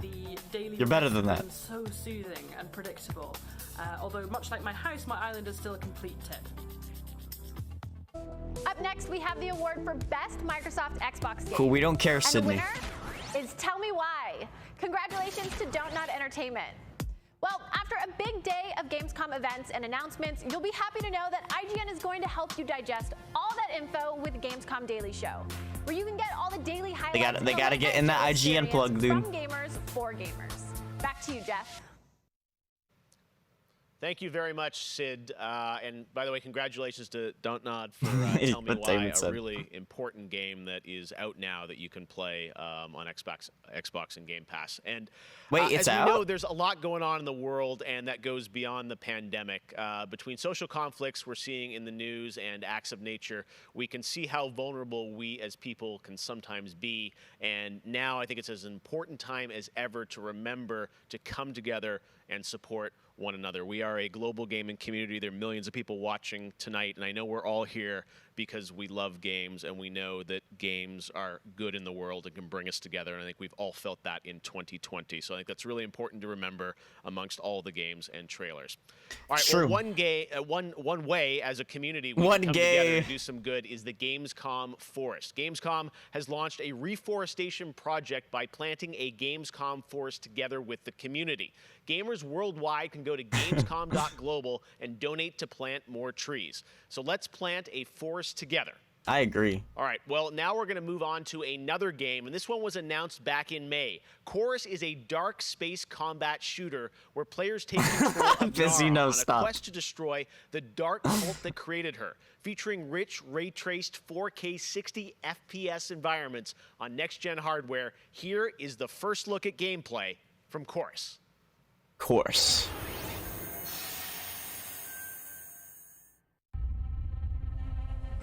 Whoa, this actually looks kind of cool already. What is this? You have broken my heart. What kind of game is it? For your betrayal, you will be. Like, I like the art direction already. Oh, is it a... Okay. Not what I expected.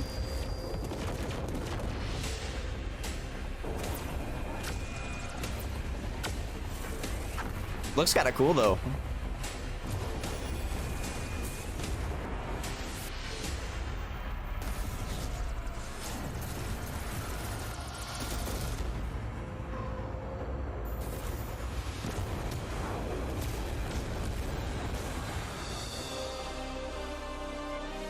Oh, corvs. I thought it said course. It's corvs. Bruh. Oh, look, guys, not Star Fox. Hey. How many crowns have you won? If one game has defined the summer of 2020, it absolutely is Fall Guys from Mediatonic in London and Devolver. This game is setting records and putting a much This stage is so cool. Everyone's face. Fall Guys, I think, represents our industry at its absolute best. Well, soon the Fall Guys experience will evolve with Season 2. There's a lot of new stuff coming, and tonight, Mediatonic is about to give you an exclusive sneak peek at what's next. Get ready. I think the internet is about to freak out. Here is Fall Guys Season 2. I'm hyped now, bro. Hey, I'm Joe. I'm the lead game designer on Fall Guys Ultimate Knockout, and I just want to reach out and say thank you to everyone who's been playing and enjoying the game so far. As a team, we've been looking at all the fan arts, the memes, and the montages that people have been posting online, and the response to the game has really blown us away. Today, we just wanted to give everyone their first sneak peek at the rounds and the costumes that they can be enjoying as part of Fall Guys Season 2.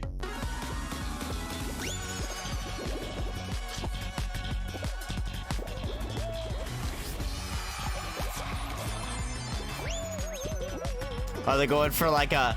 Oh, look at the new... Dude, look at the new rounds. Okay, I want to say levels, but... So they're going for a fantasy theme. Inspired by epic quests from the Middle Ages. Traverse From the Middle dodge Ages. swinging axes and scale movable siege ramps in the quest for ultimate game show glory. This is the support I was expecting. Let's go, dude.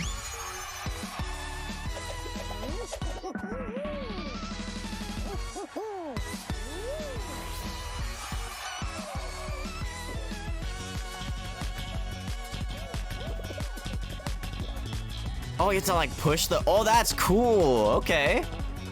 You could really fuck people over with being able to move platforms like that. We hope you've enjoyed the sneak peek of Fall Guys Season 2. We're still adding the finishing touches to development, but if you want to stay up to date, then at Fall Guys Nice. on Twitter is where you want to be. See you on the start line.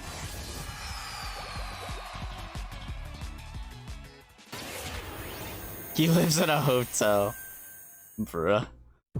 My father has Colorado in the palm of his hand, and he's afraid to close his fist. I am not.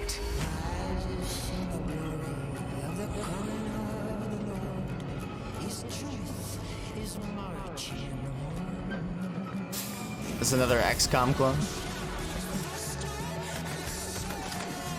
Yeah, it looks like it.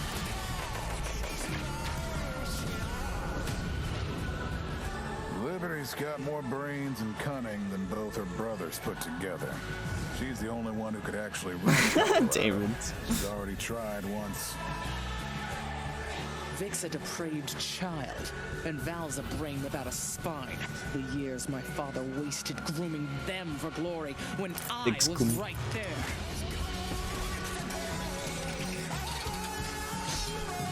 Bruh.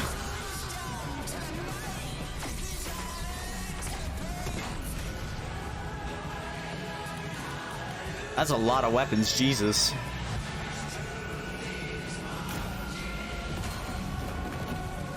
Go back to Arizona, Rangers, and I'll pretend none of this happened. Stay, and you die alone. Oh, it's Wasteland. Okay. That makes sense.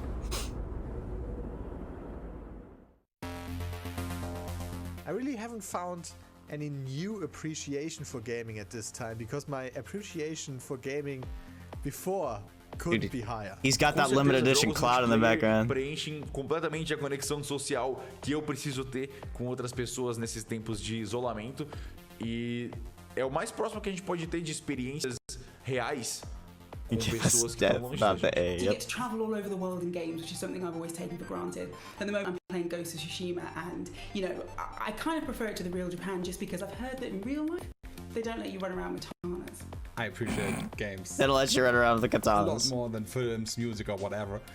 And it's just fine for me to have the time to play with friends. Why is Colorado in Colorado? I don't know. I don't know. A lot of fun.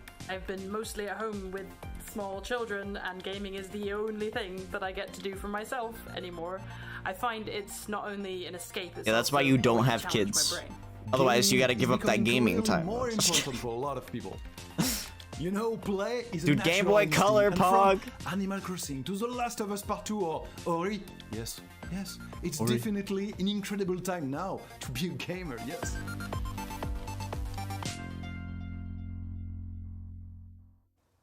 Hey everyone, I'm Vince Sampella, head of Respawn Entertainment. When we set out to Respawn. create Medal of Honor Above and Beyond, we knew we wanted to bring the Oh, it's series back to its roots. The Medal of It's Honor Medal of Honor. franchise is known for its powerful and exciting single-player stories that put the player in the boots of a soldier who was there. It's a series that is grounded in history, which Medal of tells Honor kind of emotionally authentic fell out of stories. relevancy, unfortunately. Peter But it used to be Hirschman, really who directed popular the back in the original Medal day. of Honor in 1999, is back at the helm of this project. You'll hear more from him in just a bit. Peter and I actually worked together on Medal of Honor Allied Assault in 2002, and I'm really happy he's joined us at Respawn to craft a completely new experience in VR. A The team is VR creating a Medal riveting of and Honor emotional journey game. through World War II like you've never seen or played. It weaves in the personal stories of the veterans and survivors of the war through powerful interviews that help set the stage for what players will experience. It's more than just a game. And we could not be more excited to show the world the next look at Medal of Honor Above and Beyond and the game's action-packed story. Let's take a look.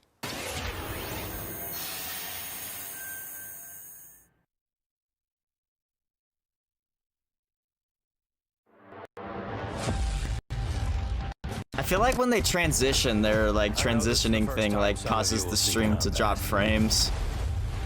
I know you're scared. Let me be clear with all of you. I'm scared too.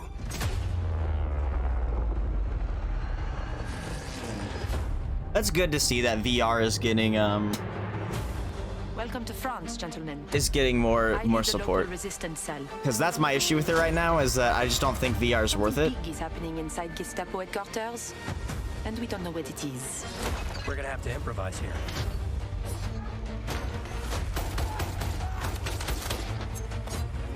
That looks fun though, not gonna lie. Members of the resistance are perhaps the bravest people fighting in this war. But you really should stop. There is no future in it. Sorry to interrupt, Lieutenant. Yes, MP40! MP40! I love that gun.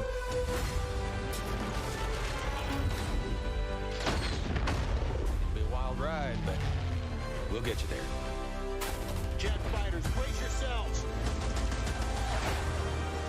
Okay, I'm not gonna lie. This looks like a very high effort VR game. It doesn't look gimmicky. Like I said, boom. This is like what I'd imagine like a Call of Duty VR to be. There are things, as people, I'm willing to sacrifice myself for.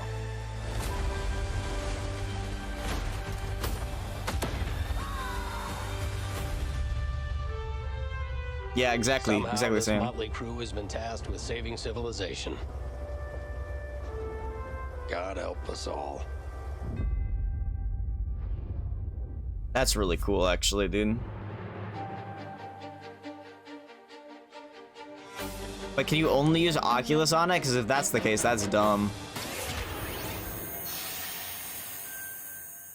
Thank you so much, Vince. That looks incredible. And now we're here with Respawn Entertainment's Peter Hirschman, game director on Medal of Honor Above and Beyond, to talk more about their new VR experience. That'd be cool to see Medal of Honor make a comeback. Peter, I gotta say, the trailer really grabbed me. Such an incredible story that you're telling to. Tell us a bit about this single-player experience. What can we expect? Well, Jeff, thank you for having us on the show. I'm representing. Dude, I wish I could grow a beard like that. That's been working really hard on this, and it's so exciting to premiere the trailer with you. Metal Gear, going back to its roots, was always about putting the player in the boots of a soldier fighting in World War II. And with VR, we're able to do that in almost a literal way. It's definitely the most immersive experience, most immersive combat experience.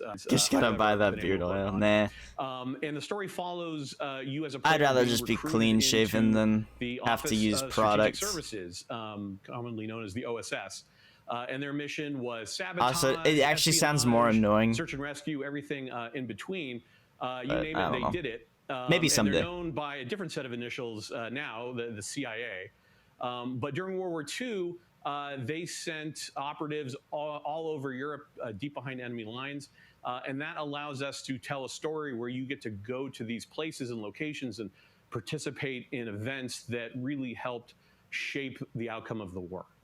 One of the things I love about the trailer is you can tell there's a lot of interactivity in the environment, emergent gameplay. You got the piano and other things in there. Tell us a bit about how you're using that to tell the story. It seems like it's all kind of through a first-person perspective, but there are some story sequences. How do you tell the story?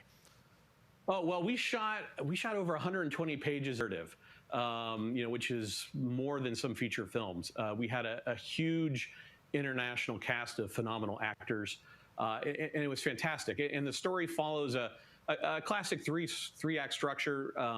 Act one is working with the French resistance, getting ready. Well, if you can grow like a full-on clean beard, it's like almost factual that you look more attractive. Like it's because it adds more symmetry to your face. Jet and the V2 rocket and things that could have really turned the tide of the war if we hadn't stopped. So I've always wondered what I'd look like with like a full-on beard. Like I can't grow a full-on beard. My facial hair doesn't grow like that. The story is shot all from your perspective. I was curious to what I'd look like. Your head is the camera. We don't have cutscenes. We don't have edits. Everything revolves around your perspective. So you experience this story completely in first person as if you are there. So it creates a much more intimate and emotional connection with the characters and the things going on around you. It was an incredible way to shave your hair and glue it to your face, the player throughout the 3 weeks that we were on stage. And all the actors are always reacting and talking to you directly. And in VR, it's by the way, guys, real graham cracker hours. Building that emotional connection, and it just makes the experience all the more authentic. Well, you and Vince, fix your stream. This series is really close to your heart, and I'm like, wow, there's oh so my much God. to experience. It looks really rich and detailed, obviously authentic as well. Paying tribute to everyone that was involved in the war. I wanted to ask you also about multiplayer, which is something that Respawn is really known for, and you've had a great single player experience, but I hear you might also be doing MP too. Oh, well, yeah. I mean, the thing about VR is that, fix your stream. We've known each other a long time. So much of your career trying to map natural human movements to a controller and just figuring out things like making it feel good. And one of the hardest ones is leaning. And in VR, you know how you duck? You just duck. And how you lean in VR, you just lean. And so the ability to lean around a corner, just kind of peek around the corner and see where the bad guy is just it heightens the tension so much. It makes it feel all the more real. And when you put multiplayer in it too, that's really cool. It just raises it to a whole nother level. So we are shipping, in addition to the campaign, we are shipping a full suite of VR modes. That could be really fun. A few that you can only do in VR, and we're really excited about people playing those. After it comes out. Wow, well, definitely a full-blown VR experience. I gotta say, I'm really excited to put the headset on and try this, and it's coming out later this year, right? Coming out holiday, so yeah, fasten your seatbelts. We are so excited to bring it to players. We've been working on it a long time. Like you mentioned, it's a passion project for Vince and I and everyone at Respawn. It's a wonderful full circle experience for a lot of us. I'd really like to see Medal of Honor get back into the spotlight, dude. Set going back first one and Call of Duty and Battlefield basically killed Medal of Honor. Above and beyond to a whole new generation is one of the most exciting things we've been involved with. If they can make a comeback, so much, Peter. full on respect. Opening Night Live will be right back, and in the meantime, here's a look at a new game that is launching tonight. Oh? The world was broken, fractured by the magic the Vow Keepers said they would protect us. I like the art style. Spellstorms still rage across the ruins of the Hollowlands. This is proof, they said. It isn't safe. It can't be controlled. Magic cannot be used. Oh, is this Spellbound? Is this Spellbound? I never played this game, even though I have it.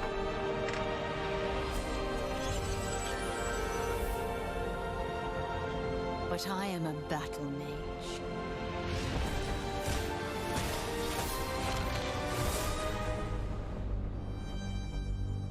So it's finally coming out of early access? And now I fight. It looks so good now. If that's actual gameplay anyway. Yeah, it's Spellbound, dude! I forgot about this game.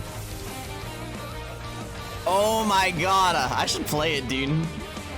I should play it. You have it as well, Nino? Let's go, dude.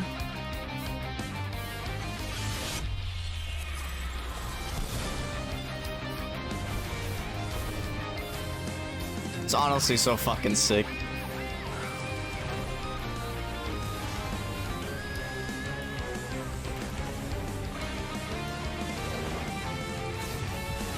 Oh my god, it looks so good! Oh, I wish I didn't forget about this game, dude.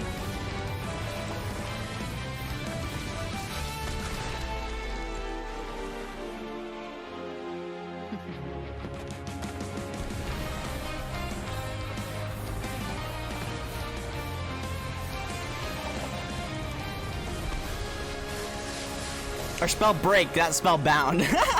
Same difference. But still. September 3rd. Wait, I thought it just said that it was launching today. Free to play, gamers. Oh, it's on Xbox, PlayStation, and Switch too? And it's free to play. What? Insane. Oh, Game Pass. Game Pass Spotlight. Best value in gaming right here, guys. Best value in gaming. It is. It really is.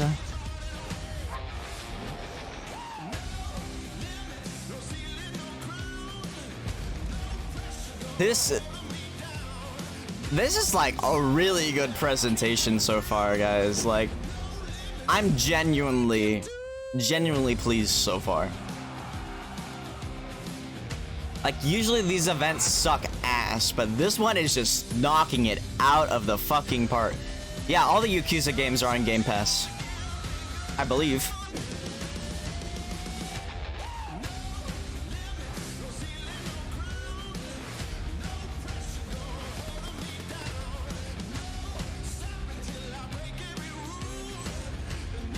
Yeah, spell break. It's not spellbound, spell break.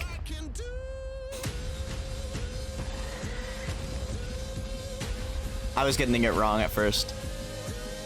But yes, it's free on Epic.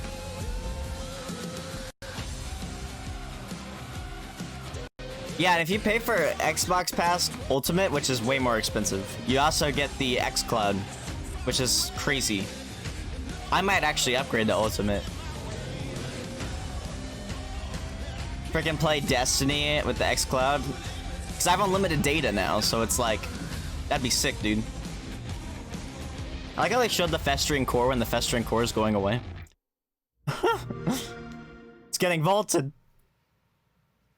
So many great games in Xbox Game Pass, and many of tonight's games are in it as well. Every year at Gamescom, we like to highlight some incredible games made in Germany. And tonight, we have a special announcement about one of the most legendary German games of all time, created by Factor 5. Enjoy. Hmm?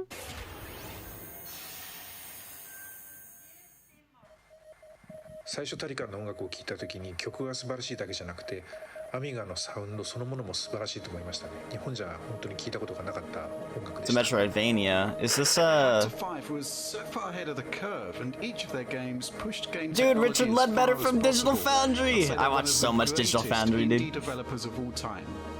サウンドはすごいわ、グラフィックは綺麗だわ、ゲームプレイも滑らかで満足いくものだわで本当にすごかった。今回タリカンのコレクションが出るってことをとても嬉しく思っているし、これはまた当時みたいにみんなに Yes, Axiom Verge or whatever. 見せてあげたいなと思っています。 No, I don't think it's Axiom Verge. I don't know though. I don't follow that game.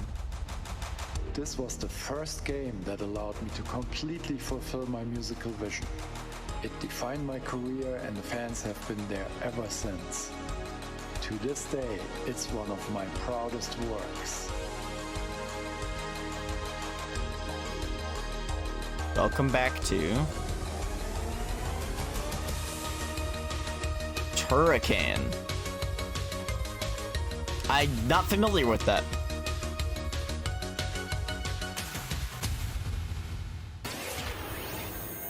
Apparently it was popular though.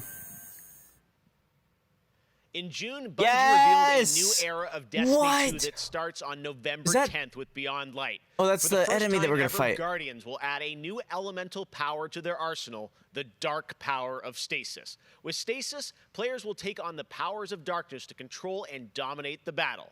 Here's an all-new look at Stasis from Destiny 2 Beyond Light. Here we go.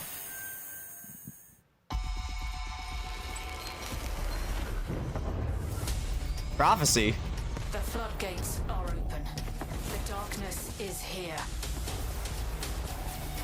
As you step away from the light, we need only look inward. Focus your power. Let it grow. Yo! Our fight is far from over.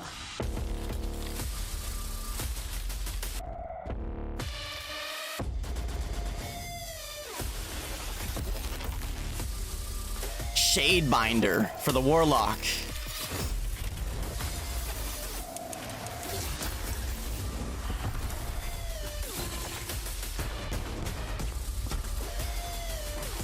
Oh my god. Hunter Revenant. Let them come. This is their fate. Yo, what? Behemoth.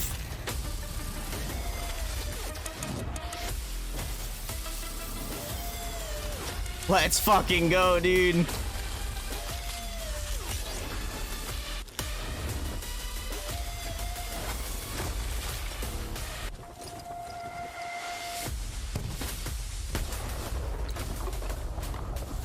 Dude, those ice walls are gonna be crazy. Dude, he froze all of them and then killed them. What? Stasis is gonna be busted.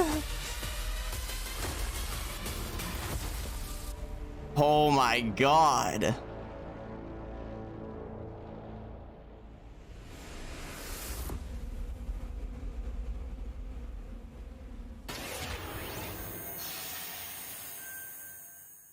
I have one more award to give out tonight. Shut up, and that is Sydney. the Nobody best-selling cares. PlayStation game.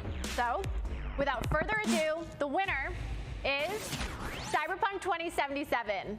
Congratulations. Of course, there are even more awards than the ones I announced tonight. So check out the Gamescom Awards user voting, where you can vote for your favorite streamer, Gamescom's Most Wanted, and Best of Gamescom.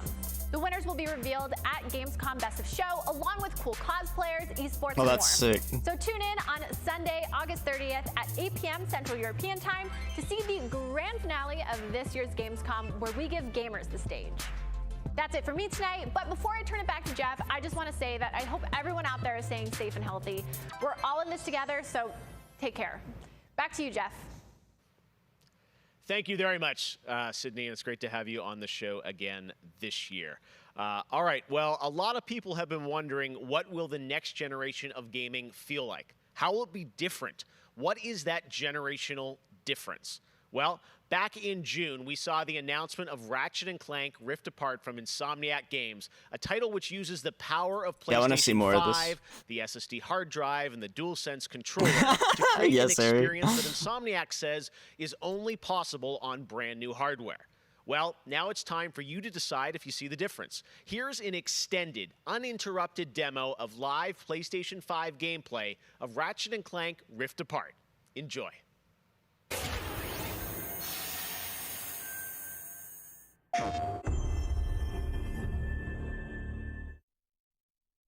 I love Insomniac, dude. Captured on PS5.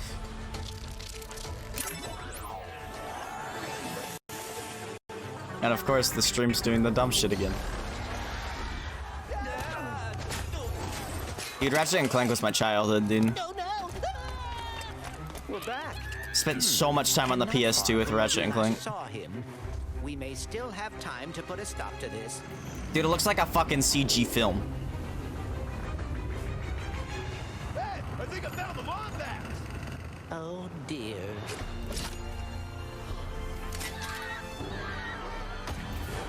Let's show him how it's done. All right, bringing out the big guns.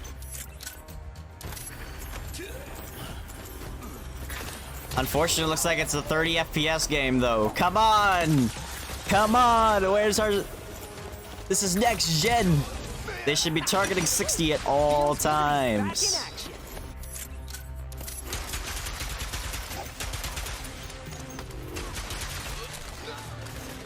Dude, Ratchet & Clank is so bonkers. Fucking loved them as a kid. Last one.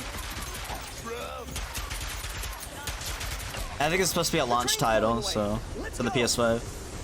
So I'll probably pick it up. Assuming I can get a PlayStation 5, because it's gonna be a fucking race.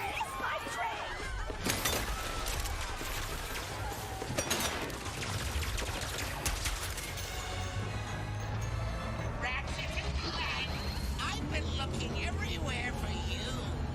Put down the Dimensionator, Nefarious. Put down the Dimensionator. Yeah, right. Today I will finally be free of the both of you. Soon, everything you see will be mine.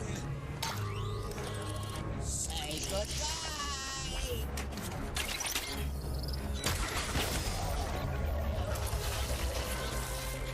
Well, that was easy. This.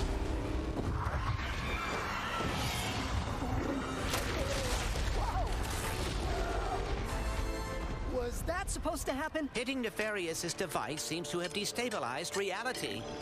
The bridge is shot. There has to be another way across. The rifts appeared to react to your device. Try pointing it at one of them.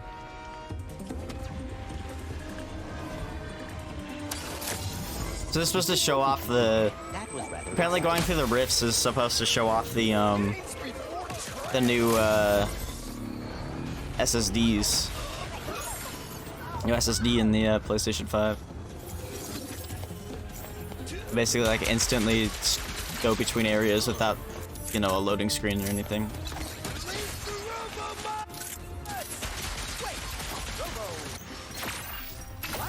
Oh, he leveled up the gun.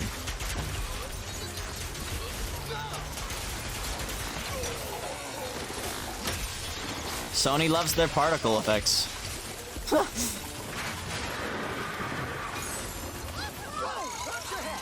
This This is worse than I had imagined.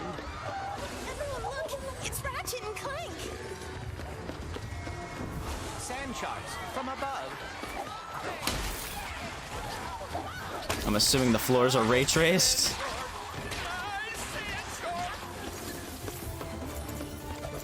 Sony has too many particles. Hey man, as long as it's a stable 30, I'm alright with it. But I mean, like, they should really be targeting... Really should be targeting 60 for next-gen games, but... That's just me. That's my opinion.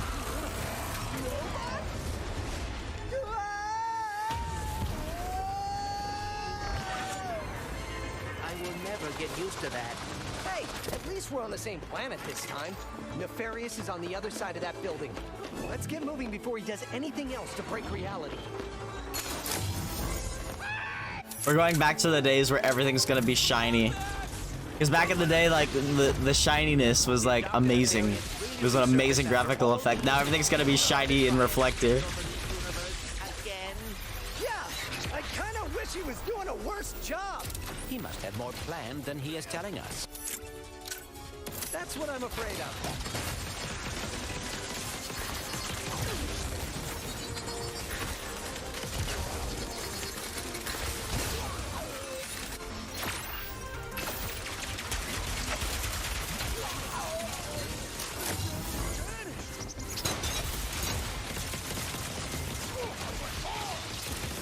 Can't wait to see what's new.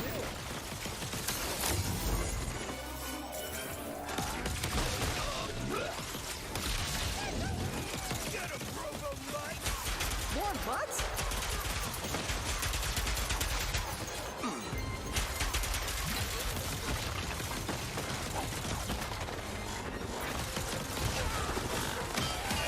That was a Fortnite moment. What, the rifts? Speaking of Fortnite, they started a Marvel event today. That's all of them. We have to get the Dimensionator away from Nefarious.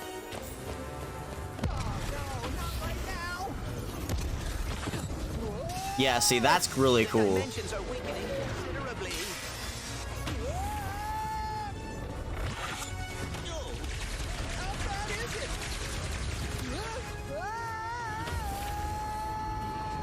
Like, that definitely wouldn't have been possible Well, it is certainly not on last gen.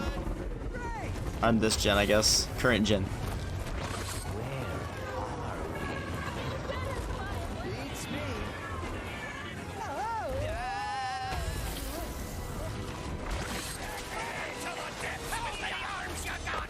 How many arms you got? It's the Kraken. The bit rate, dude. Oh, rip Clank, dude. F for Clank, dude.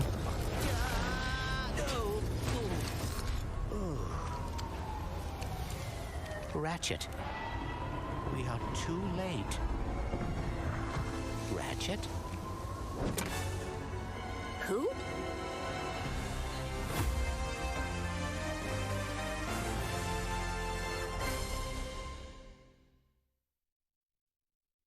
PlayStation.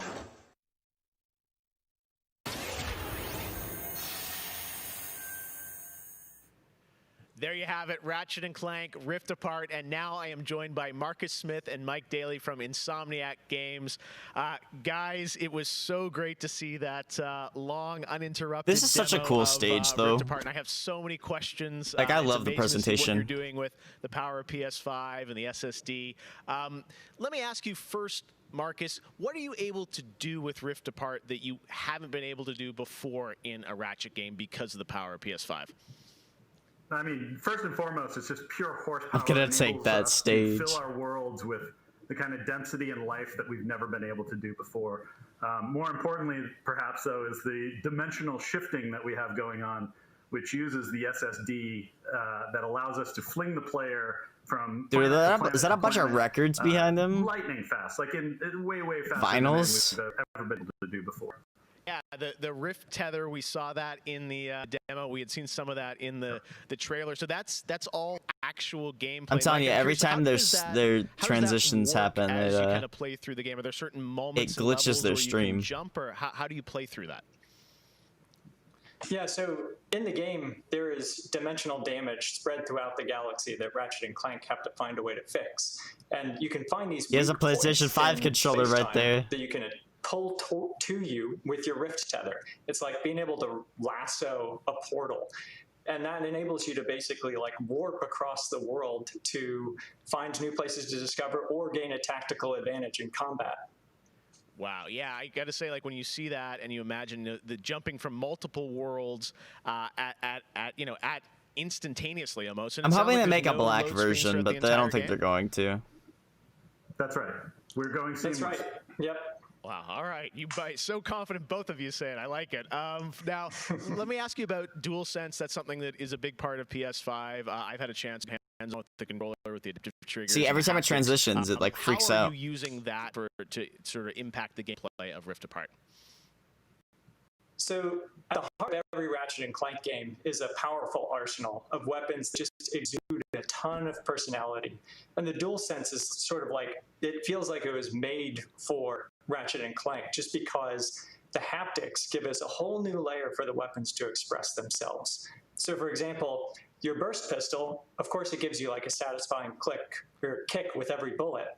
But when you throw the Shatter Bomb, you can actually feel the energy pulsing off. By the way, grenade guys, fade the away haptic as it gets feedback, further apart the from Switch you. already has it. Basically, the haptics They are don't, not expressive the, enough not in the that every triggers though. weapon feels different, But the and you can Xbox tell One what you're controller holding. has it in the But of triggers. course, the adaptive trigger like takes that to a functional level where, in addition to the trigger pull feeling unique, we can actually use that as a super intuitive way to add alternate functions. But it seems like to the weapons. Sony's taking it to the next level. For example, in the demo, we've got the Enforcer, which is a double-barreled shotgun.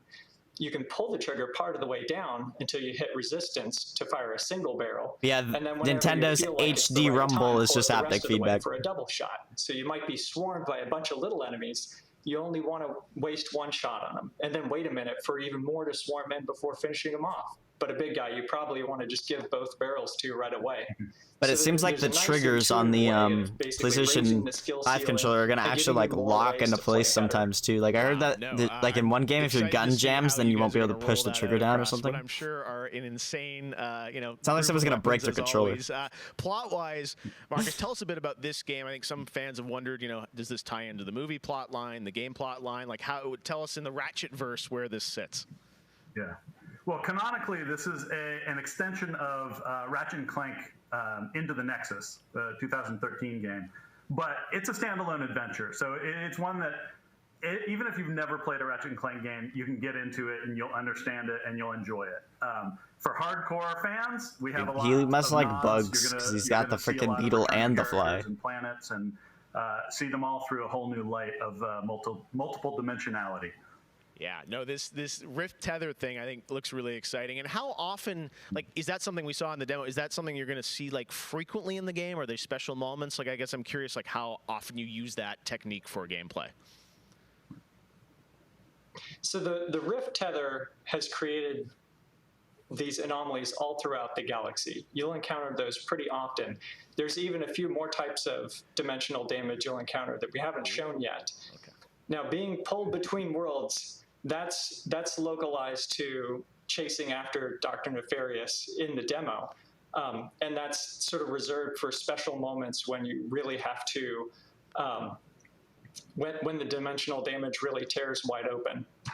Well, I got to say, it looks incredible. And then at the end, we got another tease of this female Lombax. I know you guys have confirmed she is playable in parts of the game. I think everyone wants to know, though, do we have a name for her?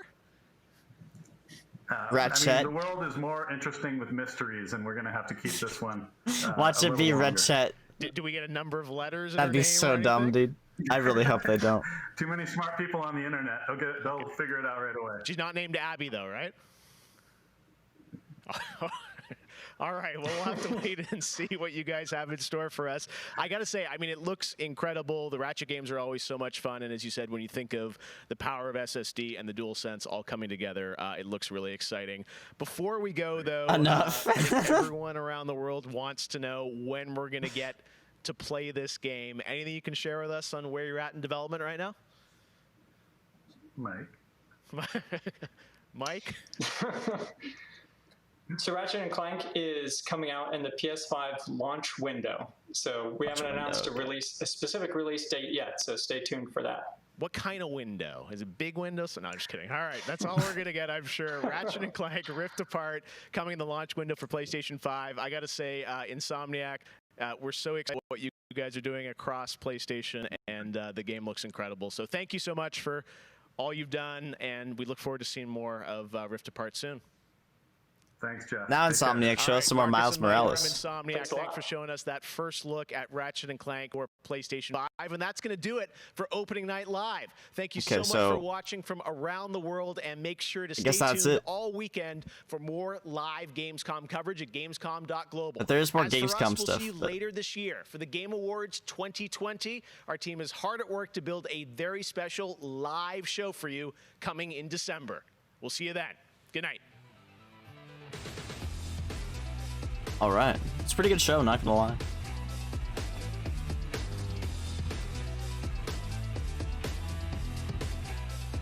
$100,000.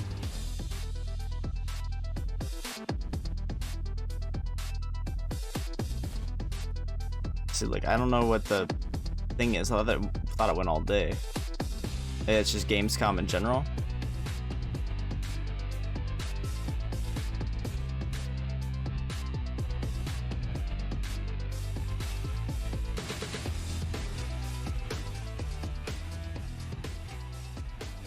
I don't know.